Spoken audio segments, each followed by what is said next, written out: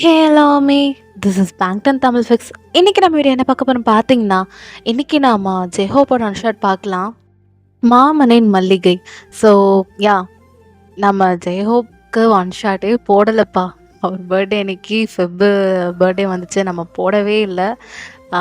என்னென்னா எனக்கு ஒரு பக்கம் எக்ஸாமு ப்ராக்டிக்கல்னு ஓடிட்டு இருந்துச்சு, ஒரு பக்கம் ஷஃபி அவளோட வேலையில் பிஸியாக அந்த காலேஜ் அப்படின்னு சொல்லிட்டு அவர் ரொம்பவே பிஸி ஆகிட்டான். ஸோ 2 பேராலையும் ரெக்கார்ட் பண்ண முடியல. நான் பிஸியாக இருந்தால் அவள் ரெக்கார்ட் பண்ணுவாள், இல்லைனா அவள் பிஸியாக இருந்தால் நான் ரெக்கார்ட் பண்ணுவேன். பட்டு என்ன பண்ணுறேன், அன்ஃபார்ச்சுனேட்லி அவளாலையும் பண்ண முடியல, என்னாலையும் பண்ண முடியல. ஸோ அதனால் ஜெய்ஹோப் அண்ணாக்கு அன்றைக்கி ஒன் ஷர்ட்டே போட முடியாமல் போயிடுச்சு. ஸோ அதுக்கு சாரி கேட்டுக்கிறேன். ஸோ நம்ம இப்போ பார்க்கலாம். ஓகே, இது என்னோடய வாய்ஸ் ஓவர் கிடையாது, இது நம்ம ஷஃபியோட வாய்ஸ் ஓவரில் வரப்போகுது. ஸோ பார்த்துட்டு மறக்காம கீழே கமெண்ட் பண்ணுங்கள், தென் லைக் பண்ணுங்கள், நம்ம சேனலை சப்ஸ்கிரைப் பண்ணி உங்கள் 11 சப்போர்ட் தாங்கடா. ஓகேடா மிஸ், வாங்க இப்போ அப்படியே ஷஃபியோட இன்ட்ரோ பார்த்துட்டு அப்படியே நம்ம ஸ்டோரிக்குள்ளே போயிடலாம். ஓகே. ஹே நண்பீஸ், எல்லாருக்கும் வணக்கம், அஸ்ஸலாமு அலைக்கும், அன்யங்காசியோ அண்ட் ஹாய். எல்லோரும் ரொம்ப நல்லா இருப்பீங்கன்னு நம்புகிறேன். So I'm your Shafi. ரொம்ப நாள் ஆச்சு உங்ககிட்ட பேசி ஒன் ஷாட் போட்டு. பிகாஸ் எனக்கு நிறைய ஒர்க் இருக்குடா காலேஜில். அசைன்மெண்ட்ஸ் ப்ராஜெக்ட்ஸ்னு கொடுத்து தள்ளிடுவாங்க. அண்ட் ஆல்சோ நான் நாவலாக எழுதுறதுனால எல்லாத்தையும் மேனேஜ் பண்ணுறதுக்கு கொஞ்சம் டைம் ஆச்சு. அண்ட் சிக்கிமாக்கும் நடுவில் எக்ஸாம் வந்துட்டதுனால எங்களால் சுத்தமாக சேனல் பக்கம் கான்சன்ட்ரேட் பண்ண முடியலை. அண்ட் ஆல்சோ என் தங்க குட்டி, என் செல்ல குட்டி ஹோபி மச்சானோட பர்த்டே அப்போ கூட என்னால் ஒன் ஷாட் போட முடியலைங்கிறத நினச்சி நான் ரொம்ப வருத்தப்படுறேன். ஸோ அந்த வருத்தத்தெல்லாம் ஒதுக்கி வச்சுட்டு இன்றைக்கி ஒரு அழகான ஒன் ஷாட் தூக்கிட்டு வந்திருக்கேன். அது என்னென்னா, மாமனின் மல்லிகை. பேர் கேட்கவே சும்மா அப்படி கிளிகிளின்னு இருக்குல்ல.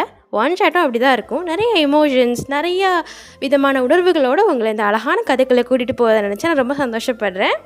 ஸோ இதில் கொஞ்சம் லைட்டாக அங்கங்கே திணறி இருப்பேன்டா. ஏன்னா இதை நான் நோன்பு டைமில் ரெக்கார்ட் பண்ணேன், கண்டிப்பாக போடணும் அப்படின்னு சொல்லிட்டு. அதனால் அந்த ஒரு மாதிரி எனக்கு கொஞ்சம் இழைச்சிக்கிட்டே இருந்துச்சு. ஸோ அதனால் கொஞ்சம் திணறிட்டேன். ஸோ அது ரொம்ப இருக்காது, பட் அங்கங்கே நீங்கள் நோட்டீஸ் பண்ணிங்கன்னா I'm so sorry for that. And எல்லோரும் நல்லா இருக்கீங்கன்னு நம்புகிறேன். இருக்கிற அந்த கொஞ்ச நாள் வரைக்கும் சந்தோஷமாக, எந்த ஒரு தப்பான எண்ணங்களும் இல்லாமல், தப்பான தாட்ஸும் இல்லாமல் நல்லபடியாக வாழுங்க. கண்டிப்பாக அல்லாஹ் உங்களுக்கு துணை செய்வான் இன்ஷா அல்லாஹ். உடம்பு நல்லா பார்த்துக்கோங்கடா, டயத்துக்கு சாப்பிடுங்க, எல்லாத்தையும் கரெக்டாக பண்ணுங்கள். ஓகே, எந்த ஒரு இன்ட்ரொடக்ஷனுமே வேண்டாம், நம்ம டேரெக்டாக ஒன் ஷாட்டுக்குள்ளே போகலாம் வாங்க.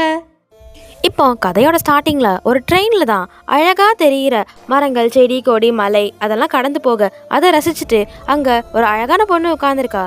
டஸ்கி ஸ்கின் டோனில், அப்படி அவள் இடுப்பு வரைக்கும் தொங்கக்கூடிய அந்த ஒத்த ஜடை, பாவாடை தாவணி ரொம்ப பழசா கசங்கி போயிருக்கு. இங்கிருந்தோ ஓடி வந்த மாதிரி இருக்குது அவளோட கெஸ்டரை பார்த்தா. அப்படியே அவள் தாவாணி முனையை கசக்கிக்கிட்டே ஒரு மாதிரி பதட்டத்தோடு உட்காந்துருக்கா. அவள் கையில் ஒரே ஒரு கட்டப்பை தான் இருக்குது, வேறு எதுவும் இல்லை. அதை மட்டும் தூக்கிட்டு ஓடி வந்திருப்பா போல். அப்போ டிடிஆர் இந்தாமா பொண்ணு, எந்த ஊருக்கு போகணும் அப்படின்னு கேட்க, மெல்ல திரும்பி பார்த்தவ அவள் முகத்தை பார்த்தே அவர் ஒரு நிமிஷம் ஷாக் ஆகிடுறாரு. ஏன்னா ஏதோ தப்பிச்சு ஓடு இந்த மாதிரி இருக்க. நீ நல்லா தானம்மா இருக்க?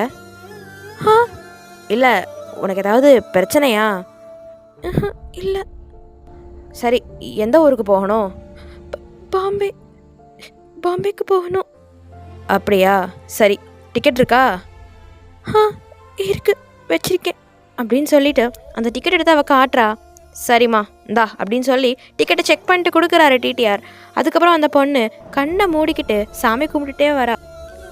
அப்பனே கருப்பா, உன் மேலே எல்லா பாரத்தையும் போட்டுட்டு நான் போகிறேன் என்ற வாழ்க்கையை தேறி என்ற ஐயன் எனக்கு இம்புட்டு பெரிய துரோகம் பண்ணுவாகன்னு நினைக்கவே இல்லை.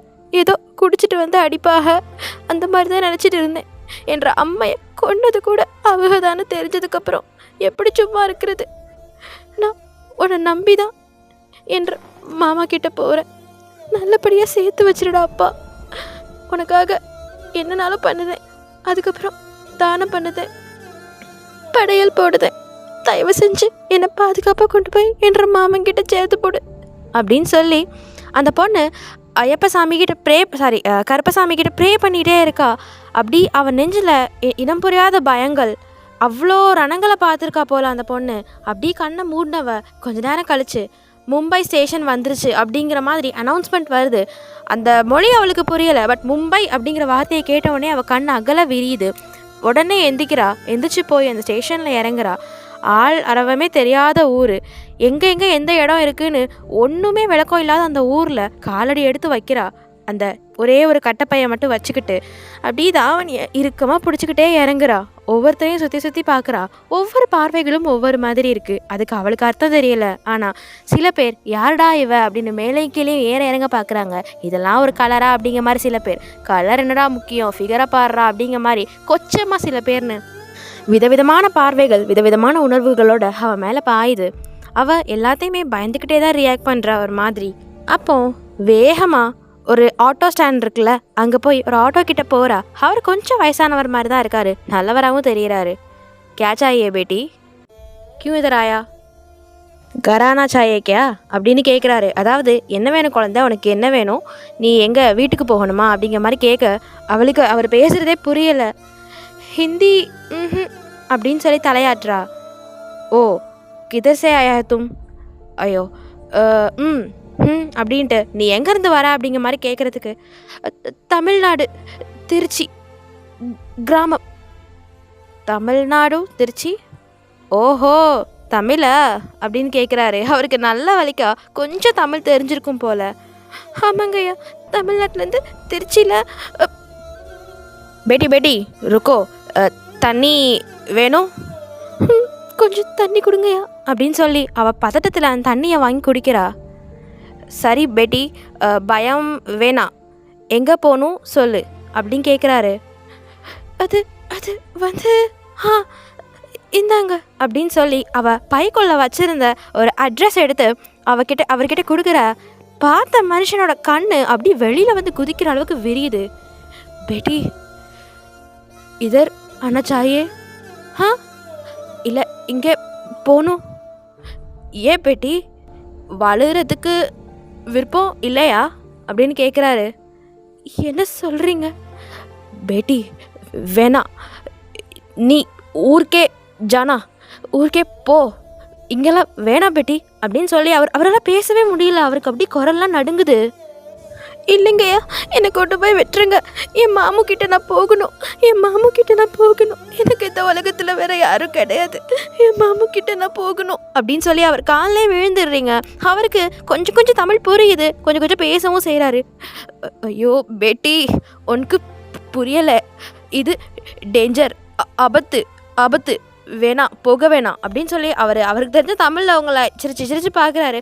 இல்லைங்கய்யா, இவர் என் மாமு, இவர் ஆபத்து கிடையாது, எனக்குன்னு இருக்க ஒரே உசுறு இவர், ஒத்த உறவு இவர்கிட்ட சேர்த்து வச்சிருங்க சாமி, நல்லா இருப்பீங்க அப்படின்னு சொல்லி மீண்டும் காலில் விழுந்த அழுக. அவருக்கு ஒன்றுமே விளங்கலை.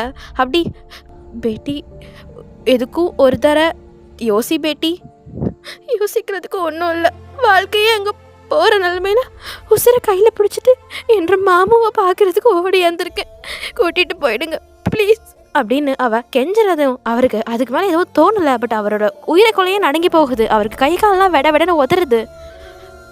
சரி பேட்டி, ஆட்டோவில் ஏறு அப்படின்னு சொல்லிட்டு கூட்டிகிட்டு போகிறாரு. அவளும் அழுதுகிட்டே உட்காந்து ஒரு மாதிரி விடவெடுத்துட்டே இருக்கா. பயப்படாதே பேட்டி, பயப்படாமே இரு. எதுக்கு பேட்டி அங்கே? அது வந்து எனக்கு கட்டாய கல்யாணம் பண்ணி வைக்க பார்த்தாங்களா, அதான் என் மாமு கிட்ட ஓடி வந்துட்டேன். மாமு மத்லப் மாமு அம்மாவோட தம்பி. வாட், அவர் உங்கள் அம்மாவோட தம்பியா? அம்மாவோட தம்பி, பட் சின்ன வயசுலே போயிடுச்சு, இப்போ இல்லை, அதான் மாமு கிட்ட ஓடி வந்துட்டேன் அப்படின்னு சொல்கிறா. வயசு என்ன பேட்டி? 20 வயசு. என்னது, எனக்கு ஒன்றுமே புரியலை அப்படிங்கிற மாதிரி அவர் நினச்சிட்ருக்காரு. இப்போ அவரை ஹிந்தியை தான் நினைக்கிறாரு, பட் நான் தமிழில் சொல்கிறேன். என்ன பண்ணலாம், பேசாமல் ஏதாவது போலீஸ் ஸ்டேஷனில் கொண்டு போய் ஒப்படைச்சிட்டு வந்துடலாமா இந்த பொண்ணை? பார்க்க அப்பாவே தெரியுது. அவன் பொண்ணுங்க விஷயத்தில் டீசெண்டானவ தான், பட் இருந்தாலும் இந்த பொண்ணுக்கு அங்கே எதுக்கு, தேவையில்லாமல் போய் ஏதாவது பிரச்சனையில் மாட்டிக்கிட்டா அப்படின்னு சொல்ல. இருந்தாலும் அந்த பொண்ணு ரொம்ப வைராக்கியமாக இருக்கிறத பார்த்து சரி ஏதோ தேவையாக தான் வந்திருக்கும் போல் அப்படிங்கிற மாதிரி சொல்கிறாரு. அவர் கிராஸ் செக் பண்ணியிருப்பார் அந்த அட்ரஸ் கொடுத்து, அந்த பொண்ணு இதுதான் அப்படிங்கிற மாதிரி கன்ஃபார்மாக சொல்லவும் தான் சரி கொண்டு போய் விடலாம் அப்படிங்கிற மாதிரி இருப்பார். அப்போது சரி அந்த பொண்ணு ரொம்ப பயந்துக்கிட்டே இருக்குது, நம்மளும் பயந்து கூட கொஞ்சம் பயம் ஏற்படுத்த வேணாம் அப்படி சொல்லிட்டு, பேட்டி சாப்பிட்டியா பேட்டி அப்படிங்கிறாரு.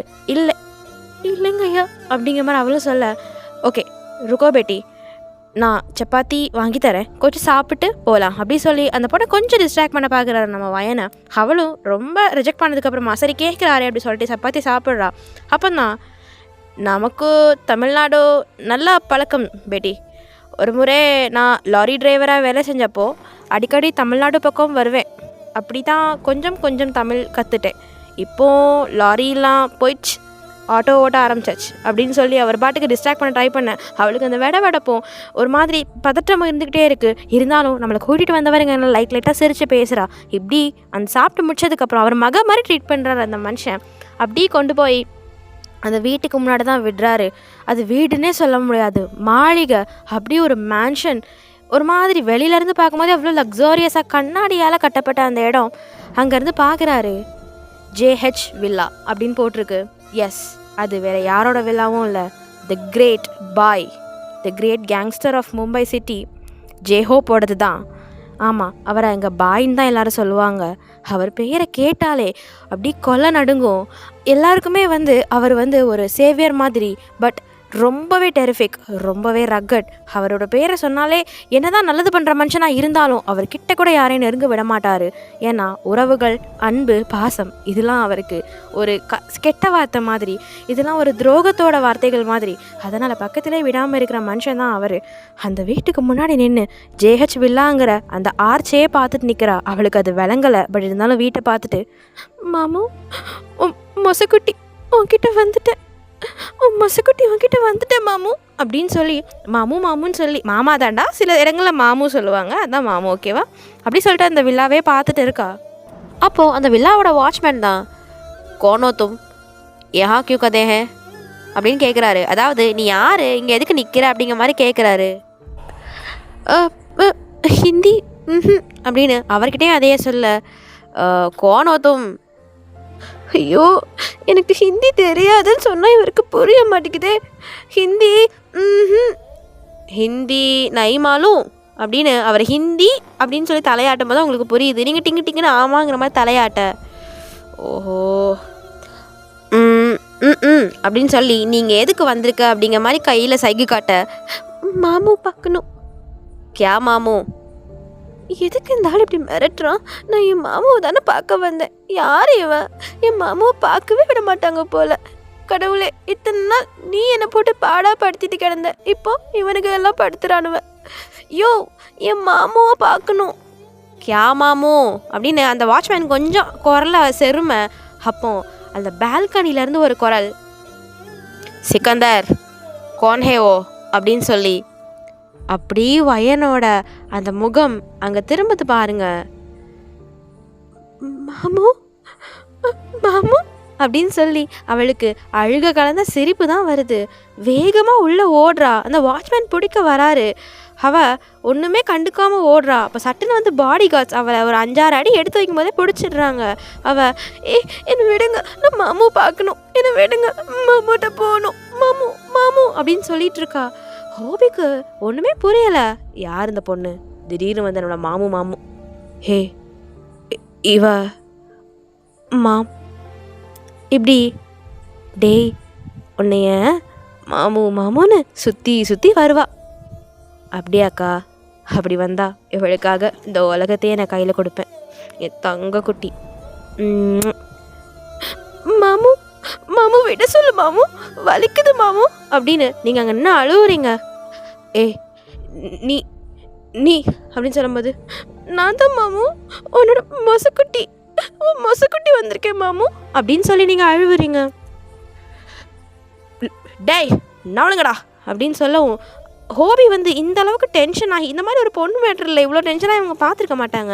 ஸோ டக்குன்னு உங்களேருந்து விலகி நிற்கிறாங்க. அவ்வளோ நேரம் பால்கனில் நின்று பேசிகிட்டு இருந்தவர் இப்போ மின்னல் வேகத்தில் அப்படியே ஒரு ஃபியூ செகண்ட்ஸ்லேயே குடுன்னு கீழே இறங்கி வராரு. அறக்க பறக்க ஓடி வராரு. உங்கள் பக்கத்தில் நிற்கிறாரு.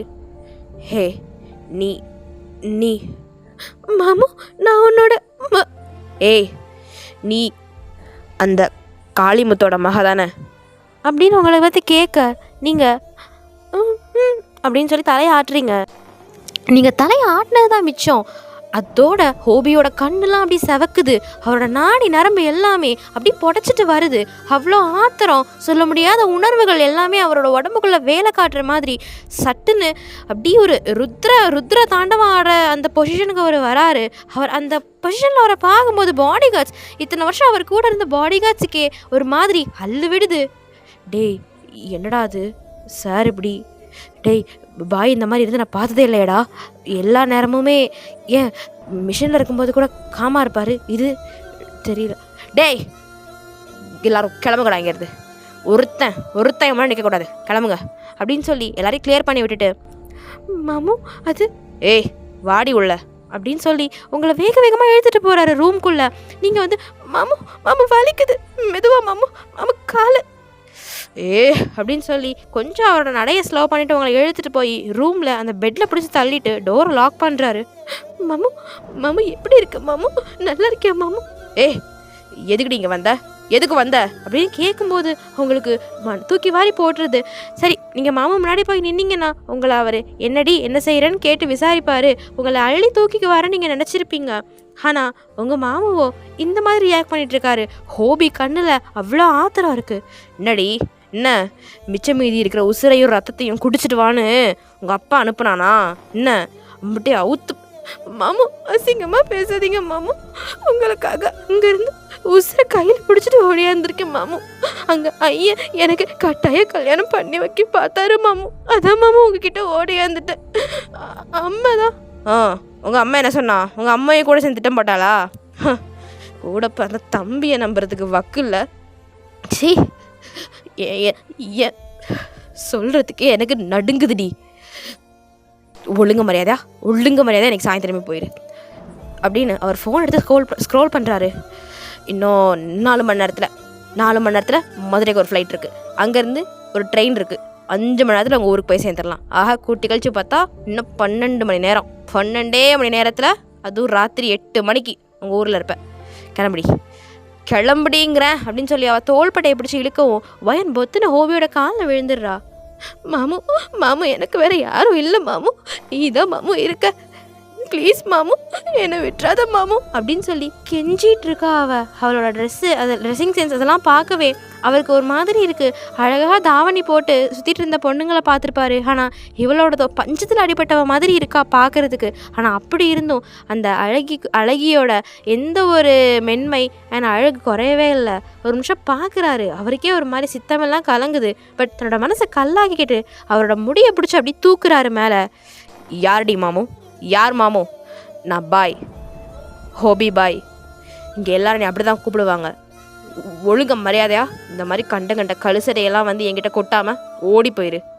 உன்னைய நானே அனுப்பிச்சி வச்சிடுறேன், நான் மிருகமாக மாறுறதுக்கு முன்னாடி போயிரு அப்படின்னு சொல்லி வயனை பிடிச்சி தள்ளுறாரு. அவ அசர மாட்டிக்கிறா. மாமு இங்கே பாரு, என்னைய எங்கே கொண்டாலும் போட்டுரு, உன் கையால் ஒரு கோவலை விஷத்தை குடிச்சிட்டு செத்து போயிடுவேன். ஆனால் திரும்ப என்னைய அந்த நரகத்துக்கு அனுப்பிச்சிடாத மாமு. அந்த குடிகார பையன் ராசப்பாவுக்கு என்ற ஐயன் கட்டி வைக்க பார்க்காரு, என்னை விட்டுரு மாமு, தயவு செஞ்சு என்னை கொண்டு கூட போட்டுரு மாமு, உன் மடியில் வந்து செத்து அப்படின்னு சொல்ல அவர் இன்னும் அவரோட முடியை இறுக்கி பிடிச்சிருப்பாரு. எங்கே வந்து நாடகம் ஆடிட்டு இருக்க? ஏற்கனவே உங்கள் குடும்பம் எனக்கு பண்ண குடும்பம்லாம் போதாதா? சொல்லுடி போதாதா அப்படின்னு கேட்க, மாமு அவங்க பண்ண தப்புக்கு நானும் அம்மையும் என்ன மாமு பண்ணுவோம், எங்களையே ஏமாத்தி தான். ஓஹோ, ஏன் உங்கள் அம்மைக்கு அப்போ புரிஞ்சு செயல்படுற அறிவு இல்லையா? கணவனே கண்கண்ட தெய்வம்ன்ட்டு அவ பண்ணுற அலப்பறையில் என் வாழ்க்கையே போச்சுடி. வேணாம், என்னை கொலைகாரனா மாற்றாத. என்னதான் இருந்தாலும் என் உடம்பிறந்த ரத்தம்னு சொல்லி உன்னை விடுற, ஓடிரு அப்படின்னு சொல்லி அவர் குரல் நடுங்குது. அந்த மும்பையே பார்த்து பயந்து போகிற அந்த கேங்ஸ்டர் பாய், ஹோபி பாயோட குரல் நடுங்குது. மாமு நான் என்னன்னு உங்ககிட்ட விளக்க சொல்கிறேன் மாமு, என்னை அனுப்பிடாத மாமு, எனக்கு வேற போக்கிடம் இல்லை மாமு, இந்த அனாதைக்கு நீ தான் மாமு இருக்க அப்படின்னு சொல்லி அவ கெஞ்சுறதெல்லாம் இவரோட கல் மனசை ஏற்றுக்காதோ என்னவோ, இல்லை மனசை கல்லாக்கி வச்சிருக்காரோ என்னவோ. தரன்னு வெளியில் எடுத்துகிட்டு வந்தவர் அப்படி அந்த மேன்ஷனுக்கு விட்டு வெளியில் இல்லை, பட் அந்த கேட்டில் இருந்து வெளியில் அந்த புல்லில் தள்ளி விடுறார் அவரை. கண்ணை மூடி திறக்கிறதுக்குள்ளே போயிரு, இல்லை நான் இப்போ வெளியில் போயிட்டு வர்றதுக்குள்ளே ஒளிஞ்சு போயிரு, வரும்போது நின்று இந்த மாதிரி சிம்பத்தி கிரியேட் பண்ணி நாடகம் ஆடிட்டு இருந்த மவளே, உன்னைய புதைக்கிற இடத்துல புல்லு முளைச்சிரும், ஜாக்கிரதை அப்படின்னு சொல்லி கதவை மூடிடுறாரு. அவளும் அங்கே உட்காந்து அப்படியே கதறி கதறி அழுவுறா. அம்மா அம்மா என்னை விட்டு ஏம்மா போன, நீயும் போய் என்னை அனாதையாக்கிட்ட. சரி போகும்போது அடியே சிரிக்கும் அவளே, உனக்கு 1.5 மாமா இருக்கான், நேராக போன்னு சொல்லி சின்ராஸ் அண்ணன் கொடுத்த இந்த முகவரியை வச்சு மாமா உன்னை கண்டுபிடிச்சாச்சு. ஆனால் மாமு கிட்ட வந்தா மாமா என்னைய நாய் அடிச்சு விரட்டுற மாதிரியே அரட்டுதும்மா. நான் எங்கம்மா போவேன், எனக்கு வேற போக்கிடம் இல்லைம்மா அப்படின்னு சொல்லி அந்த இடத்துல உட்காந்து குலுங்கி குலுங்கி அழுதுட்டு இருக்கீங்க. அப்படி ஹோபியும் வெளியில் போகிறாரு. காரில் போகும்போது உங்களால் பார்க்குறாரு, நீங்கள் அந்த மரத்தடிக்கிலே நின்றுட்டு இருக்கீங்க. அவர் இறங்கி வந்து உங்ககிட்ட, ஏய் என்னடி இன்னும் போகலை, போக முடியுமா முடியாதா உன்னால்?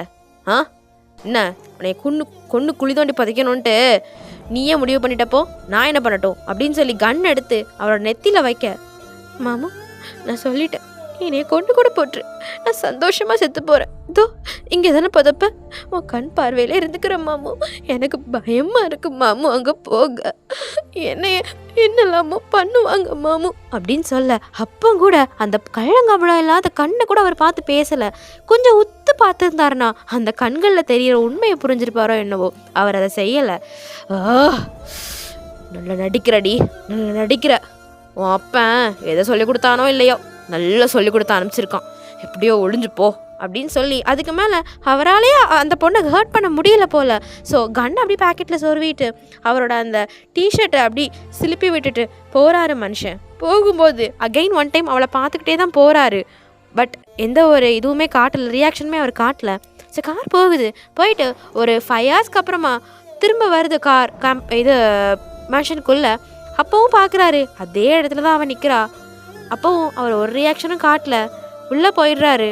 அவரோட அசிஸ்டண்ட் ஆண்டனியை கூப்பிடுறாரு. டே ஆண்டனி. சொல்லுங்க பாய். அவள் என்னடா கிளம்பலையானோ? இல்லை பாய். கடவுளே பாய், நான் உனக்கு கேட்டா எனது அவங்க உங்களுக்கு யார் பாய்? திடீர்னு வந்து ஏதோ சொல்லிகிட்டு இருந்தாங்க, நான் ஒட்டுலாம் கேட்கல பாய், தப்பாக எடுத்துக்காதீங்க. ஆனால் ரூமை க்ராஸ் பண்ணி போகும்போது மாமுன்னு சத்தம் வந்துச்சு. நம்ம ஊர் பக்கம் இந்த மொரப்பசங்களை மாமுன்னு. உனக்கு எதுக்கு இவ்வளோ ஆராய்ச்சி? அது ஒரு விஷச்செடி, சீக்கிரம் அப்புறப்படுத்து, இல்லைனா என் ஸ்டைலில் தான் நான் ஹேண்டில் பண்ண வேண்டியதாக இருக்கும். பொண்ணுங்களை இந்த மாதிரிலாம் நான் சீண்டினது கிடையாது, அதனால தான் விட்டு வச்சுருக்கேன். தயவு செஞ்சு பேசி அனுப்பிவிடு. இங்கே இருக்கிறவனுங்க எவனுக்கும் தமிழ் தெரியாது, அவனுங்க போய் இவங்ககிட்ட பேசினா ஒன்றும் செட் ஆகாது. நீ போய் பார்த்து புரிய வச்சு அனுப்பிவிடு. இல்லை பாய், அந்த பொண்ணை பார்க்க. டேய் சொல்கிற சேடா, எனக்கு வேலை பார்க்குறியா அவளுக்கு வக்காலத்து வாங்குறியா அப்படின்னு சொல்லி கத்தி விட ஆண்டனியால் அதுக்கு மேலே எதுவும் பேச முடியலை. அவனும் வெளியில் வரான். வெளியில் வந்து மரத்துக்கடியில் கூனி குறுகி அவளோட முட்டிக்கால்களை கட்டிக்கிட்டு அந்த தாவணியோட முந்தானையை எடுத்து இன்னொரு தோள்பட்டை மேலே போட்டு குளிர்கிதமாக உட்காந்துட்டு இருக்க அந்த சின்ன பொண்ணை பார்க்குறான். ச்சே, இந்த பொண்ணுக்கு என்ன வயசு இருக்கும், பார்க்க ரொம்ப சின்ன பொண்ணாக இருக்குது. என்ன தைரியத்தில் இங்கே வந்திருக்கா? இவளுக்கு இங்கே என்ன நடக்குதுன்னு தெரியுமா? பாயை பற்றி தெரியுமா? பாய்க்கு இவ என்ன வேணும்?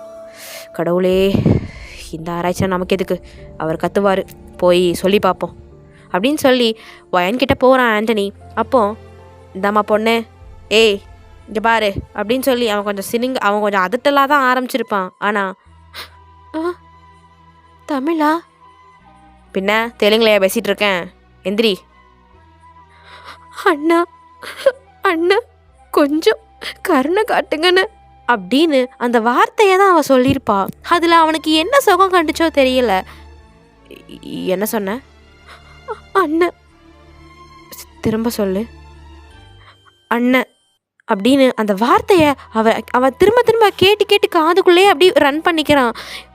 உறவுமே இல்லாமல் இருந்தவனுக்கு அந்த வார்த்தை என்ன ஒரு எனர்ஜி தந்துச்சோ தெரியல, என்ன ஒரு புத்துணர்ச்சியை கொடுத்துச்சோ தெரியல. அவன் கண்ணு லேசாக கலங்குது. அப்படியே அவன் கையை எடுத்துகிட்டு போய் அவளோட தலையில் வச்சு தடவை கொடுக்குறான். எங்கேருந்துமா வர? அண்ணன், இந்த மாதிரி நான் இந்த ஊர்லேருந்து வரேன்னு. என்ன கிராமம்? அரசம்பட்டி. அது அண்ணன் பிறந்த கிராமம் தானே? அவர் ஒரு தடவை சொல்லியிருக்காரு. அண்ணனே எனக்காக பிறந்தவர் தான் தெரியுமா? என்னம்மா சொல்கிற, புரிகிற மாதிரி சொல்லு அப்படின்னு சொல்லிட்டு வயன்தான் அங்கே இருந்து எல்லா ஃப்ளாஷ்பேக்கையும் அவர்கிட்ட சொல்லிகிட்ருக்கா. எப்படி ஹோபி அவளுக்கு தெரியும், ஹோபிக்கும் அவளுக்கும் என்ன பின்கதை இருக்குது அப்படிங்கிறத ஃபுல்லாக சொல்லவும் அவரோட கண்ணில் தண்ணியே வந்துருச்சு. இந்த அளவுக்கு கஷ்டத்தை நம்ம அண்ணன் அனுபவிச்சிருக்காரா, அவரோட பிலவுட் ஒன்ஸ் அதுக்கு மேலே அனுபவிச்சிருக்காங்களா, துரோகத்தை அனுபவிச்சிருக்காங்களா அப்படின்னு சொல்லி இவ்வளோ அனைத்தையும் தெரிஞ்சுக்கிட்டதுக்கப்புறம் அவர் அப்படியே முட்டி போட்டு உட்காந்துடுறாரு. அவருக்கே தாங்க முடியல ஆண்டனியால். உங்களாலே தாங்க முடியலன்னா அப்போ தம்பியை தேவையில்லாமல் சந்தேகப்பட்டு அவன் வாழ்க்கையை தொலைச்சதுக்கு காரணமாயிட்டும் தெரிஞ்ச எங்கள் அம்மைக்கு எப்படின்னா இருக்கும், நீங்களே செத்த சொல்லுங்கண்ணா அப்படின்னு சொல்லி அவளும் அப்படியே கீழே உட்காந்து அழுக. திரும்பவும் அவள் தலையை ஒரு தகப்ப மாதிரி, ஒரு கூட பிறக்காத அண்ணன் மாதிரி வட்டி கொடுக்குறாரு அவர். கவலைப்படாதம்மா, தலையை அடமானம் வச்சாது அண்ணன் கூட நான் உன்னை சேர்த்து வைக்கிறேன்.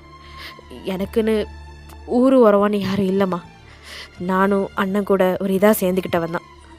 நீ கவலைப்படாத, நான் எப்படியாவது அண்ணன் கூட உன்னை சேர்த்து வைக்கிறேன் அப்படின்னு சொல்லி எஞ்சு அந்த ஓரமாக வழிஞ்ச கண்ணீரை லைட்டாக தொடச்சி விட்டுட்டே இப்படி போகிறான். பாய், என்னடா அந்த பொண்ணுக்கிட்ட போய் பேசி புரிய வச்சியா? சொல்லியிருக்கேன் பாய், ஆனால் அந்த பொண்ணு கொஞ்ச நாள் இங்கே இருந்துகிட்டே போட்டுமே. என்னடா சொல்கிற? ஆமாம் பாய், அந்த பொண்ணுக்கு கட்டாயமாக அவங்க அப்பங்காரன் கல்யாணம் பண்ணி வைக்க பார்க்குறானா. 1000 தான் இருந்தாலும் பொண்ணுங்க விஷயம்னு வந்தால் நீங்கள் ரொம்பவே சென்சிட்டிவாக இருப்பீங்கள்ல, அதான் பாய் நான். சரி, ஆனால் அவள் என் வீட்டுக்குள்ளே வரக்கூடாது. எப்போ அவளை கல்யாணமா? நாளை மறுநாள் சொன்னா பாய். சரி, நாளை மறுநாள் காலையில் அவளுக்கு கல்யாணம்னா நாளை மறுநாள் சாயந்தரத்தை அவளை எங்கேயாவது கொண்டு போய் சேஃபாக விட்டு வந்துரு பாய். எதுனா கொஞ்சம் பேசி பார்க்கலாம்ல பாய். டேய், தேவையில்லாமல் தலையிடாத ஆண்டனி, நீங்கள் நல்லா பொறுமையாக பேசுகிற, இல்லைனா தயவு செஞ்சு கிளம்பு இங்கேருந்து அப்படின்னு சொல்லி யார்கிட்டையுமே ஹோபி பேசுகிற நிலைமையிலே இல்லை. அவர் உச்சக்கட்ட டென்ஷனில் இருக்கார். ஆண்டனி வெளியில் போனது தான் மிச்சம். அப்படியே அந்த ஃப்ளவர் வாஸு, அங்கே இருக்கிற விஸ்கி அதெல்லாம் தூக்கி போட்டு உடைக்கிறாரு. என்னடி பண்ண காத்திருக்க? எனக்கு உறவும் வேண்டாம், ஒரு இதுவும் வேணான்னு சொல்லி தான் ஓடி வந்தேன். எப்படி அன்புக்கும் ஆதரவுக்கும் எல்லாத்துக்கும் நான் ஏங்கிட்டு இருந்த நேரத்தில் கூட இல்லாமல் இப்போ எதுக்கிட்டு இப்படிலாம் பண்ணிகிட்ருக்கீங்க? இதெல்லாம் என்னன்னே தெரியாமல் அர்த்தம் புரியாமல் நான் பாட்டுக்கு ஒரு வாழ்க்கையை வாழ்ந்துட்டு இருக்கும்போது, எனக்குன்னு ஒரு சாம்ராஜ்யத்தை உருவாக்கி இருந்துட்டு இருக்கும்போது இப்போ எதை வச்சு என்னைய குலைக்க பார்க்குறீங்க? டேய் உன்னை விட மாட்டேன்டா காளி, உன்னை விடவே மாட்டேன், உன்னைய கொன்று பொலி போடாமல் விட மாட்டேன் அப்படின்னு சொல்லி அப்படியே அவரோட ரத்தம் கொதிக்குது. அப்படியே அந்த ஜன்னல் சைடு வழியாக பார்க்குறாரு. அந்த கொதிச்சிட்டு இருந்த ரத்தம் அப்படி அணையுது. ஏன்னா அந்த பூங்கொடி அழகாக மரத்துக்கு கீழே வாடி போய் தூங்கிட்டுருக்கு. அது தலைவாணியும் இல்லை, காலுக்கு எதுவும் வைக்கிறதுக்கு இடமும் இல்லை, போத்திக்கிறதுக்கு போர்வையும் இல்லை. அவரோட தாவணியே இழுத்து போத்திக்கிட்டு அப்படியே தூங்கிடுறா போல். அதை பார்க்கும்போது அவரோட மனசு அவ்வளோ நேரம் காட்டு மிராண்டி மாதிரி கத்திட்டு இருந்தேன், அவரோட மனசே இழகுது. அப்படி பார்க்குறாரு. கடவுளே, இந்த இரக்கம் கருணை ஈரம் இதெல்லாம் தூக்கி எரிஞ்சிட்டு தான் நான் தொழிலுக்கு வந்திருக்கேன். இதெல்லாம் கொஞ்சம் இருக்குதுன்னு தெரிஞ்சால் கூட என்னைய கொண்டு புளி போட்டுருவானுங்க. எவனுக்கும் என்னோடய வீக்னஸை நான் காட்டிக்கக்கூடாது, அவ்வளோதான். என் வாழ்க்கையில் இனிமேல் எந்த உறவுகளுக்கும் இடம் கிடையாது. நான் என்னோடய இதை ப்ரூவ் பண்ணணும்னு நினச்சப்போ யாரும் என் கூட இல்லை, என்னை கேவலமாக பார்த்தாங்க. இப்போது எல்லாம் தெரிஞ்சதுக்கப்புறம் வலிகிறானுங்க. நான் யாரையும் என்கிட்ட விட்டுக்கிறதா இல்லை, எல்லாத்தையும் இனிமேல் என் வாழ்க்கையிலேருந்து எரேஸ் பண்ண போகிறேன். இவளையும் அப்படி தான். சரி, இவளை ஊருக்கே அனுப்பலனாலும் வேறு எங்கேயாவது அனுப்பி வச்சிட போகிறேன்.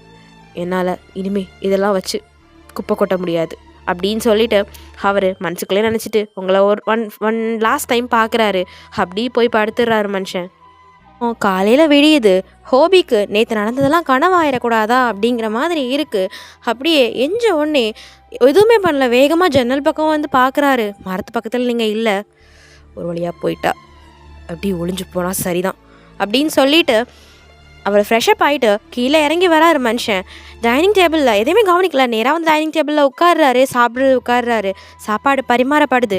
ஒன்றுமே யோசிக்காமல் என்கிட்ட ஒரு இதை அள்ளி போட்டு போகணுமான்ட்டு சொல்லி அங்கே வைக்கப்பட்டிருக்க தோசையும் சாம்பாரையும் அப்படி சாப்பிட்றாரு பாருங்க. ஒரு வாய் தான் வச்சுருப்பாரு. அவர் கண்ணுலாம் கலங்குது.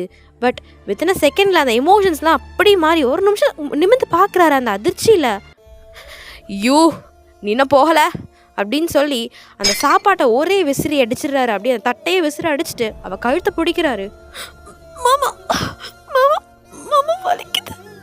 என்னடி போக முடியாதவனால இங்கேருந்து என்ன என்ன இந்த தோசையில் சாம்பாரில் விஷம் வச்சுருக்கியா, என்னை கொல்லணுமா அப்படின்னு சொல்லிட்டு இருக்கும்போது கீழே உட்காந்து வயன் அப்படியே அந்த கழுத்தை அவர் வந்து ஒரு ஃபியூ செகண்ட்ஸ் தான் பிடிச்சிருப்பாரு. பட் அவளுக்கு அதுவே ரொம்ப வலிக்குது. மாமு அப்படிலாம் பேசாத மாமு, நான் கூட செத்து போவேன். ஆனால் ஓன் சோத்தில் இப்படி மாமு நான் விஷம் வைப்பேன். ஏன் மாமு இப்படிலாம் காயப்படுத்துகிற? முதல்ல உன்னைய உள்ளே யாரை விட்டா? உன்னைய வெளியவே இருக்கக்கூடாது, என் காம்பவுண்டே வெளியில் போன்னு சொன்னேன். ஆனால் நீ என் வீட்டுக்குள்ளே டே ஆண்டனி அப்படின்னு சொல்லி கூப்பிட. அண்ணா எதுக்குடா அவளை உள்ள விட்ட, எதுக்கு உள்ளே விட்ட? அண்ணா கொஞ்சம் புரிஞ்சுக்கோங்கண்ணா. எனக்கு என்னடா எங்கேருந்து வந்தது இந்த பாவம் கருணெல்லாம்? ஏதோ அநியாயம் பண்ணுறவங்களாம் தட்டி கேட்குறதோடு நிறுத்திக்கணும். யாருக்கும் பாவம் பார்த்தேன் புண்ணியம் பார்த்தேன்றதா கடைசியில் நம்ம தலையில தான் மிளகா அரைப்பானுங்க. ஆனால் அதை ஏன் நின்னோமே நீயும் நானும், அப்போ ஏன்னா அது பாவம் பார்த்தானா சொல்லு. அண்ணன் அது ஒரு நிமிஷம் உன்னை கிச்சன் யோ ராஜேஷ் அப்படின்னு அங்கே சீஃப் குக்காக இருக்கிற ராஜேஷை கூப்பிடுறாரு. சாப் கியா ஹே, இவளை எதுக்கு உள்ள விட்ட? நை ஆண்டனி சாப் போல் அவன் சொன்னா நீ கேட்டுருவியா அப்படின்னு சொல்ல.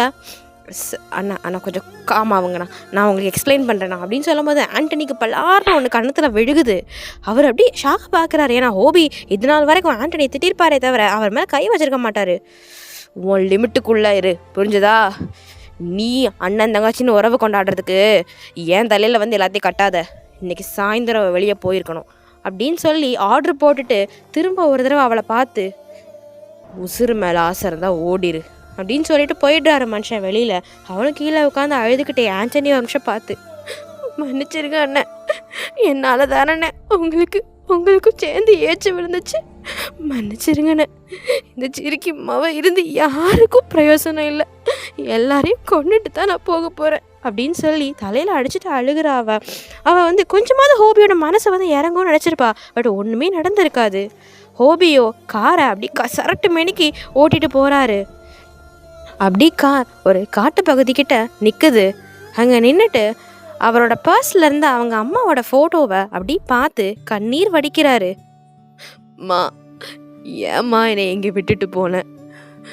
நீ இல்லாமல் என்னைய எப்படி மாற்றிட்டாங்க பாருமா என்னைய ஒரு பெரிய ஆளை ஆக்கி பார்க்கணுன்னு தானம்மா நீ நினச்ச என்னைய, ஆனால் என்னை எப்படி ஆக்கிட்டாங்க பாருமா.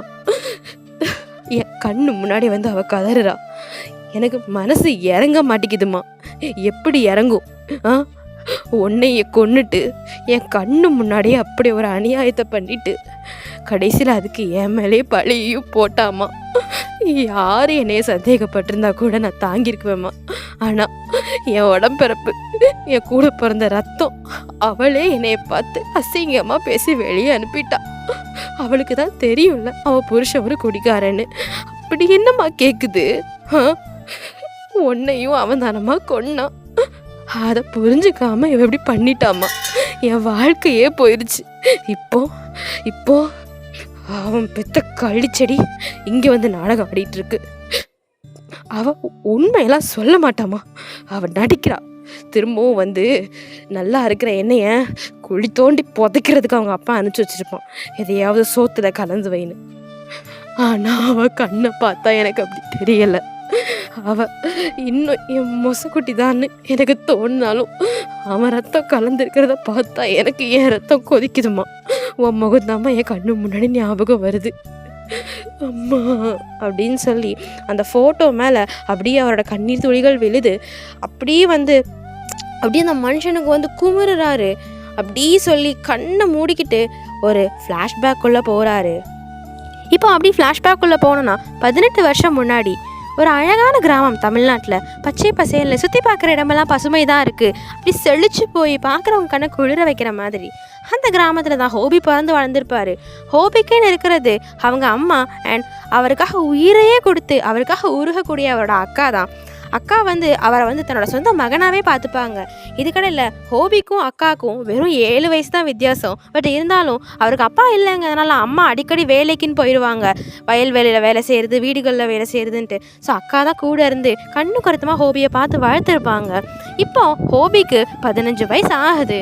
அப்போ தான் ஹோபி அவள் அக்கா மடியில் படுத்துக்கிட்டு இருக்க, அக்கா இந்த இந்த ஊர் உலகத்திலே என்ற மேலே அம்மையை விட உனக்கு தானக்கா அதிக நேசம் இருக்குது. ஆமாடா என் கண்ணு, இப்போ எதுக்கு இதெல்லாம் கேட்டுட்ருக்கியாக்கும்?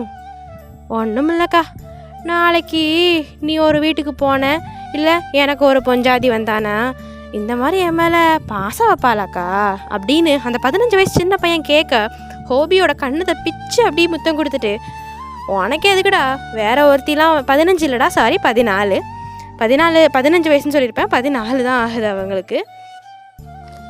டேய் கண்ணா, அக்கா சொல்லுதம்ல, அக்கா உனக்கு ஒன்றரை பொஞ்சாதியே பெற்று தரேன் அப்படின்னு சொல்லும்போது, என்னக்கா சொல்லுத, என்ற பொஞ்சாதியே நீ எப்படி பெற்று தருவ, என்னத்தையாவது சும்மா சொல்லிக்கிட்டு இருக்காத பா அப்படின்னு சொல்ல, இலை என்னல நினச்சிட்டு இருக்க, அக்கா உன்னைய பார்த்துக்கிட்ட மாதிரி அக்கா பார்த்துக்கிட்டதை விட 1000 மடங்கு பாசமாக பார்த்துப்பா. அப்படி ஒரு பிள்ளைய ஒன்றரை கையில் பெற்று போட்டு தான் இந்த கட்டை வேகும். அடிங்கு கட்டை வேகிற அளவுக்கு அவனுக்கு வயசாகுதாக்கும், என்னத்தையா சொல்லி व्यसனப்பட வைக்காத, அம்புட்டுத்தேன். இனிமேல் எப்படிலாம் பேசணுன்னா 1.5 மடியில் நான் படுக்க மாட்டேன் போ அப்படின்னு சொல்லிட்டு அவன் எஞ்சி ஓட போக அவனை இழுத்து திரும்ப மடியில் போட்டு அப்படி தலையை தடவி கொடுத்துட்டு நெத்தியில் முத்தம் வச்சு அப்படி அந்த வயசில் கூட தாலாட்டு பாடி அழகாக தூங்க வைக்கிறாங்க. அப்படி ஹோபியும் தூங்கி போக ஒரு 10 டேஸ்லே அந்த ஊரில் ஒரு வெல் செட்டில்டு ஃபேமிலி, ஒரு பண்ணையார் ஃபேமிலி மாதிரி அந்த அளவுக்கு இருக்கிறவங்க ஹோபியோட அக்காவை பொண்ணு கேட்டு வர அவங்களுக்கு ஆச்சரியம். அதுலேயும் அவங்க எங்களுக்கு வரதட்சணைலாம் வேண்டாம், உங்களுக்குன்னு இருக்க அந்த சின்ன விவசாய நிலத்தை மட்டும் கொடுங்க, எங்களுக்கு தேவைப்படும் அப்படிங்கிற மாதிரி சொல்ல, அதாவது அது கூட வரதட்சணையாக இல்லை, அதுலேயும் நீங்கள் வேலை பார்த்துக்கலாம், யூஸ் பண்ணிக்கலாம், பட் எங்கள் பேரில் அதை எழுதி கொடுங்கன்னு சொல்ல ஹோபியோட அம்மாவுக்கு கொண்டாட்டம். லைக் அவங்க அந்த மாதிரி கேரக்டர் இல்லை, பட் இருந்தாலும் பிள்ளையை எப்படி கரை சேர்க்க போகிறோன்னு நினச்சிட்டு இருந்தவங்களுக்கு இவ்வளோ அழகான சம்மந்தம் வருது. அதுவும் ஊரில் நல்ல பேர் இருக்க குடும்பங்கிறதுனால கௌரவமான முறையில் கல்யாணம் பண்ணி கொடுக்கலாம்னு நினச்சிருப்பாரு ஹோபி. அவள் 14 வயசு பையன் அப்படிங்கிறதுனால எதை பற்றியும் திங்க் நம்ம அக்காவுக்கு ஒரு நல்ல வாழ்க்கை கிடைக்குது அப்படின்னு சம்மதிச்சிருப்பாரு. ஸோ ஒரு மாதத்துலேயே கோலாகலமாக கல்யாணமும் நடக்குது. அப்போ ஹோபி ஸ்கூல் படிச்சுட்டு இருந்திருப்பாரு, நல்ல டாப் ஸ்டூடெண்ட், நல்ல படிக்கிற ஸ்டூடெண்ட்டும் கூட. ஸோ ஆக்சுவலி வந்து கிராமத்து சைடில் ஸ்கூல் படிக்கிற பசங்கள்லாம் வந்து 14 வயசுலேயே 15 வயசுக்கிட்டே வந்து 12th முடிச்சிருவாங்கடா. ஏன்னா நம்மள மாதிரி ப்ரீகேஜி எல்கேஜி அந்த மாதிரி கிளாஸஸ்லாம் அவங்க ஒட்டுக்கா படிச்சுட்டு இருக்க மாட்டாங்க, ஸ்கிப்பாகி தான் வரும். ஸோ அதனால் ஹோபி அப்போ தான் 11th ஸ்டாண்டர்ட் படிச்சுட்டு இருப்பார். ஹோபிக்கு எல்லாமே நல்லபடியாக தான் போயிட்டுருக்கும். அக்காவும் ஒரு 2 months 3 monthஸில் ப்ரெக்னென்ட், ஒரு 3 monthஸில் அக்காவும் வந்து குழந்தை உண்டாகுறாங்க. அவருக்கு எண்ணிலடங்கா சந்தோஷம். இதை எப்படி விவரிக்கன்னு தெரில. அவருக்காக அவரோட மனைவியை அவங்களோட காதலை வந்து அவங்க அக்கா வந்து பெற்று கொடுக்குறேன்னு வாக்கு கொடுத்துருப்பாங்க. ஸோ அதுக்காக வயத்தில் இருக்கும்போதே கொஞ்சம் தீப்பார். அக்காவோட ஹஸ்பண்டுமே அந்த அளவுக்கு கண்டுக்காமல் அப்படி தான் போயிட்டுருக்கும். அண்ட் ஒரு கோரமான விஷயமும் நடந்திருக்கும்.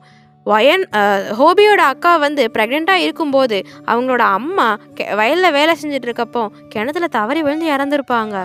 ஸோ அது வந்து ரொம்பவே கொடூரமான சம்பவங்கிறதுனால ஹோபியோட அக்காவுக்கு வந்து அடிக்கடி பாடி ரொம்பவே வீக் ஆகிருக்கும். பட் அப்பவும் கூட குழந்தைக்காக ஹோபி அந்த 15 வயசு பையன் தன்னை வந்து சமன்படுத்திக்கிட்டு அக்காவுக்கு கூட நம்ம தைரியமாக இருக்கணும், ஏன்னா இது ரொம்பவே வந்து வீக்கான ஃபேஸ், அவங்க ஈஸியாக எமோஷ்னலி ஷேக் ஆயிடுவாங்கன்னு சொல்லிட்டு அவங்களுக்கு சப்போர்ட்டிவாக அவரோட சோகத்தையும் மறைச்சிட்டு இருக்காரு. ஸோ இப்படி டேஸ் பாஸ் ஆகுது. வயனோட அம்மா, அதாவது அவங்க ஹோபியோட அக்காவுக்கு வந்து ஒரு 8 மாதம் கிட்ட இருந்திருக்கும். அப்போ தான் தோப்பில் போய் அவங்களுக்காக மாங்காய் பறிச்சிட்டு வரலாம் அப்படின்னு போகும்போது மோட்டார் ரூம் பக்கத்தில் ஒரு வினோதமான சவுண்டு கேட்குது. என்னன்னு ஹோபி போய் எட்டி பார்த்தா ஹோபிக்கு இதயமே நின்று போச்சுங்க. அங்கே ஒரு 12 வயசு சின்ன குழந்தைய ஒருத்தன் போட்டு கெடுத்து வச்சிருக்கான். அந்த நாதாரி வேற யாருமே கிடையாது, அவனோட மாமா, அதாவது வெண்மதியோட ஹஸ்பண்டு, அவனோட புருஷன் தான், தாலி கட்டின புருஷன். இது பண்ணிட்டு இருக்கும்போதே அட பாவி அப்படின்னு சொல்லி ஹோபி கத்திக்கிட்டே இந்த மோட்டார் ரூம்பை அப்படி காலால் எட்டி உதச்சி திறக்க, லே எவங்களே அவனை இங்கே விட்டது, எப்படில இங்கே வந்த, ஐயோ இந்த சின்ராஸ் எங்கே போனா, பயவுள்ள தண்ணியை போட்டு படுத்துட்டானா, லே இப்போலாம் வந்த, ஐயோ நீ எல்லாம் ஒரு மனுஷனாலே, சி உனையெல்லாம் எவங்களே மனுஷ ஜென்மத்தில் சேர்த்தா, ஒரு பச்சை பிள்ளைய போட்டு என்னலே பண்ணி வச்சிருக்க, நீ எல்லாம் நல்லா இருப்பியாலே? இருல உனைய ஊர் சனம் முன்னாடி கூட்டி வச்சு ஒன்றரை மூஞ்சில காரி துப்ப வச்சு கல்லால் அடிச்சு கொல்லல.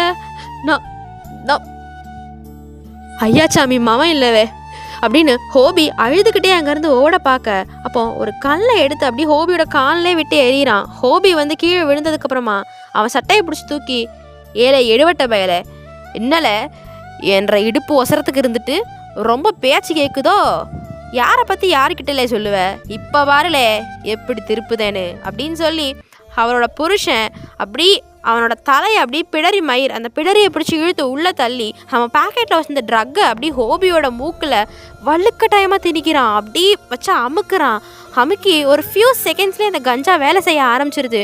அப்படி ஹோபி தள்ளாடுறாரு.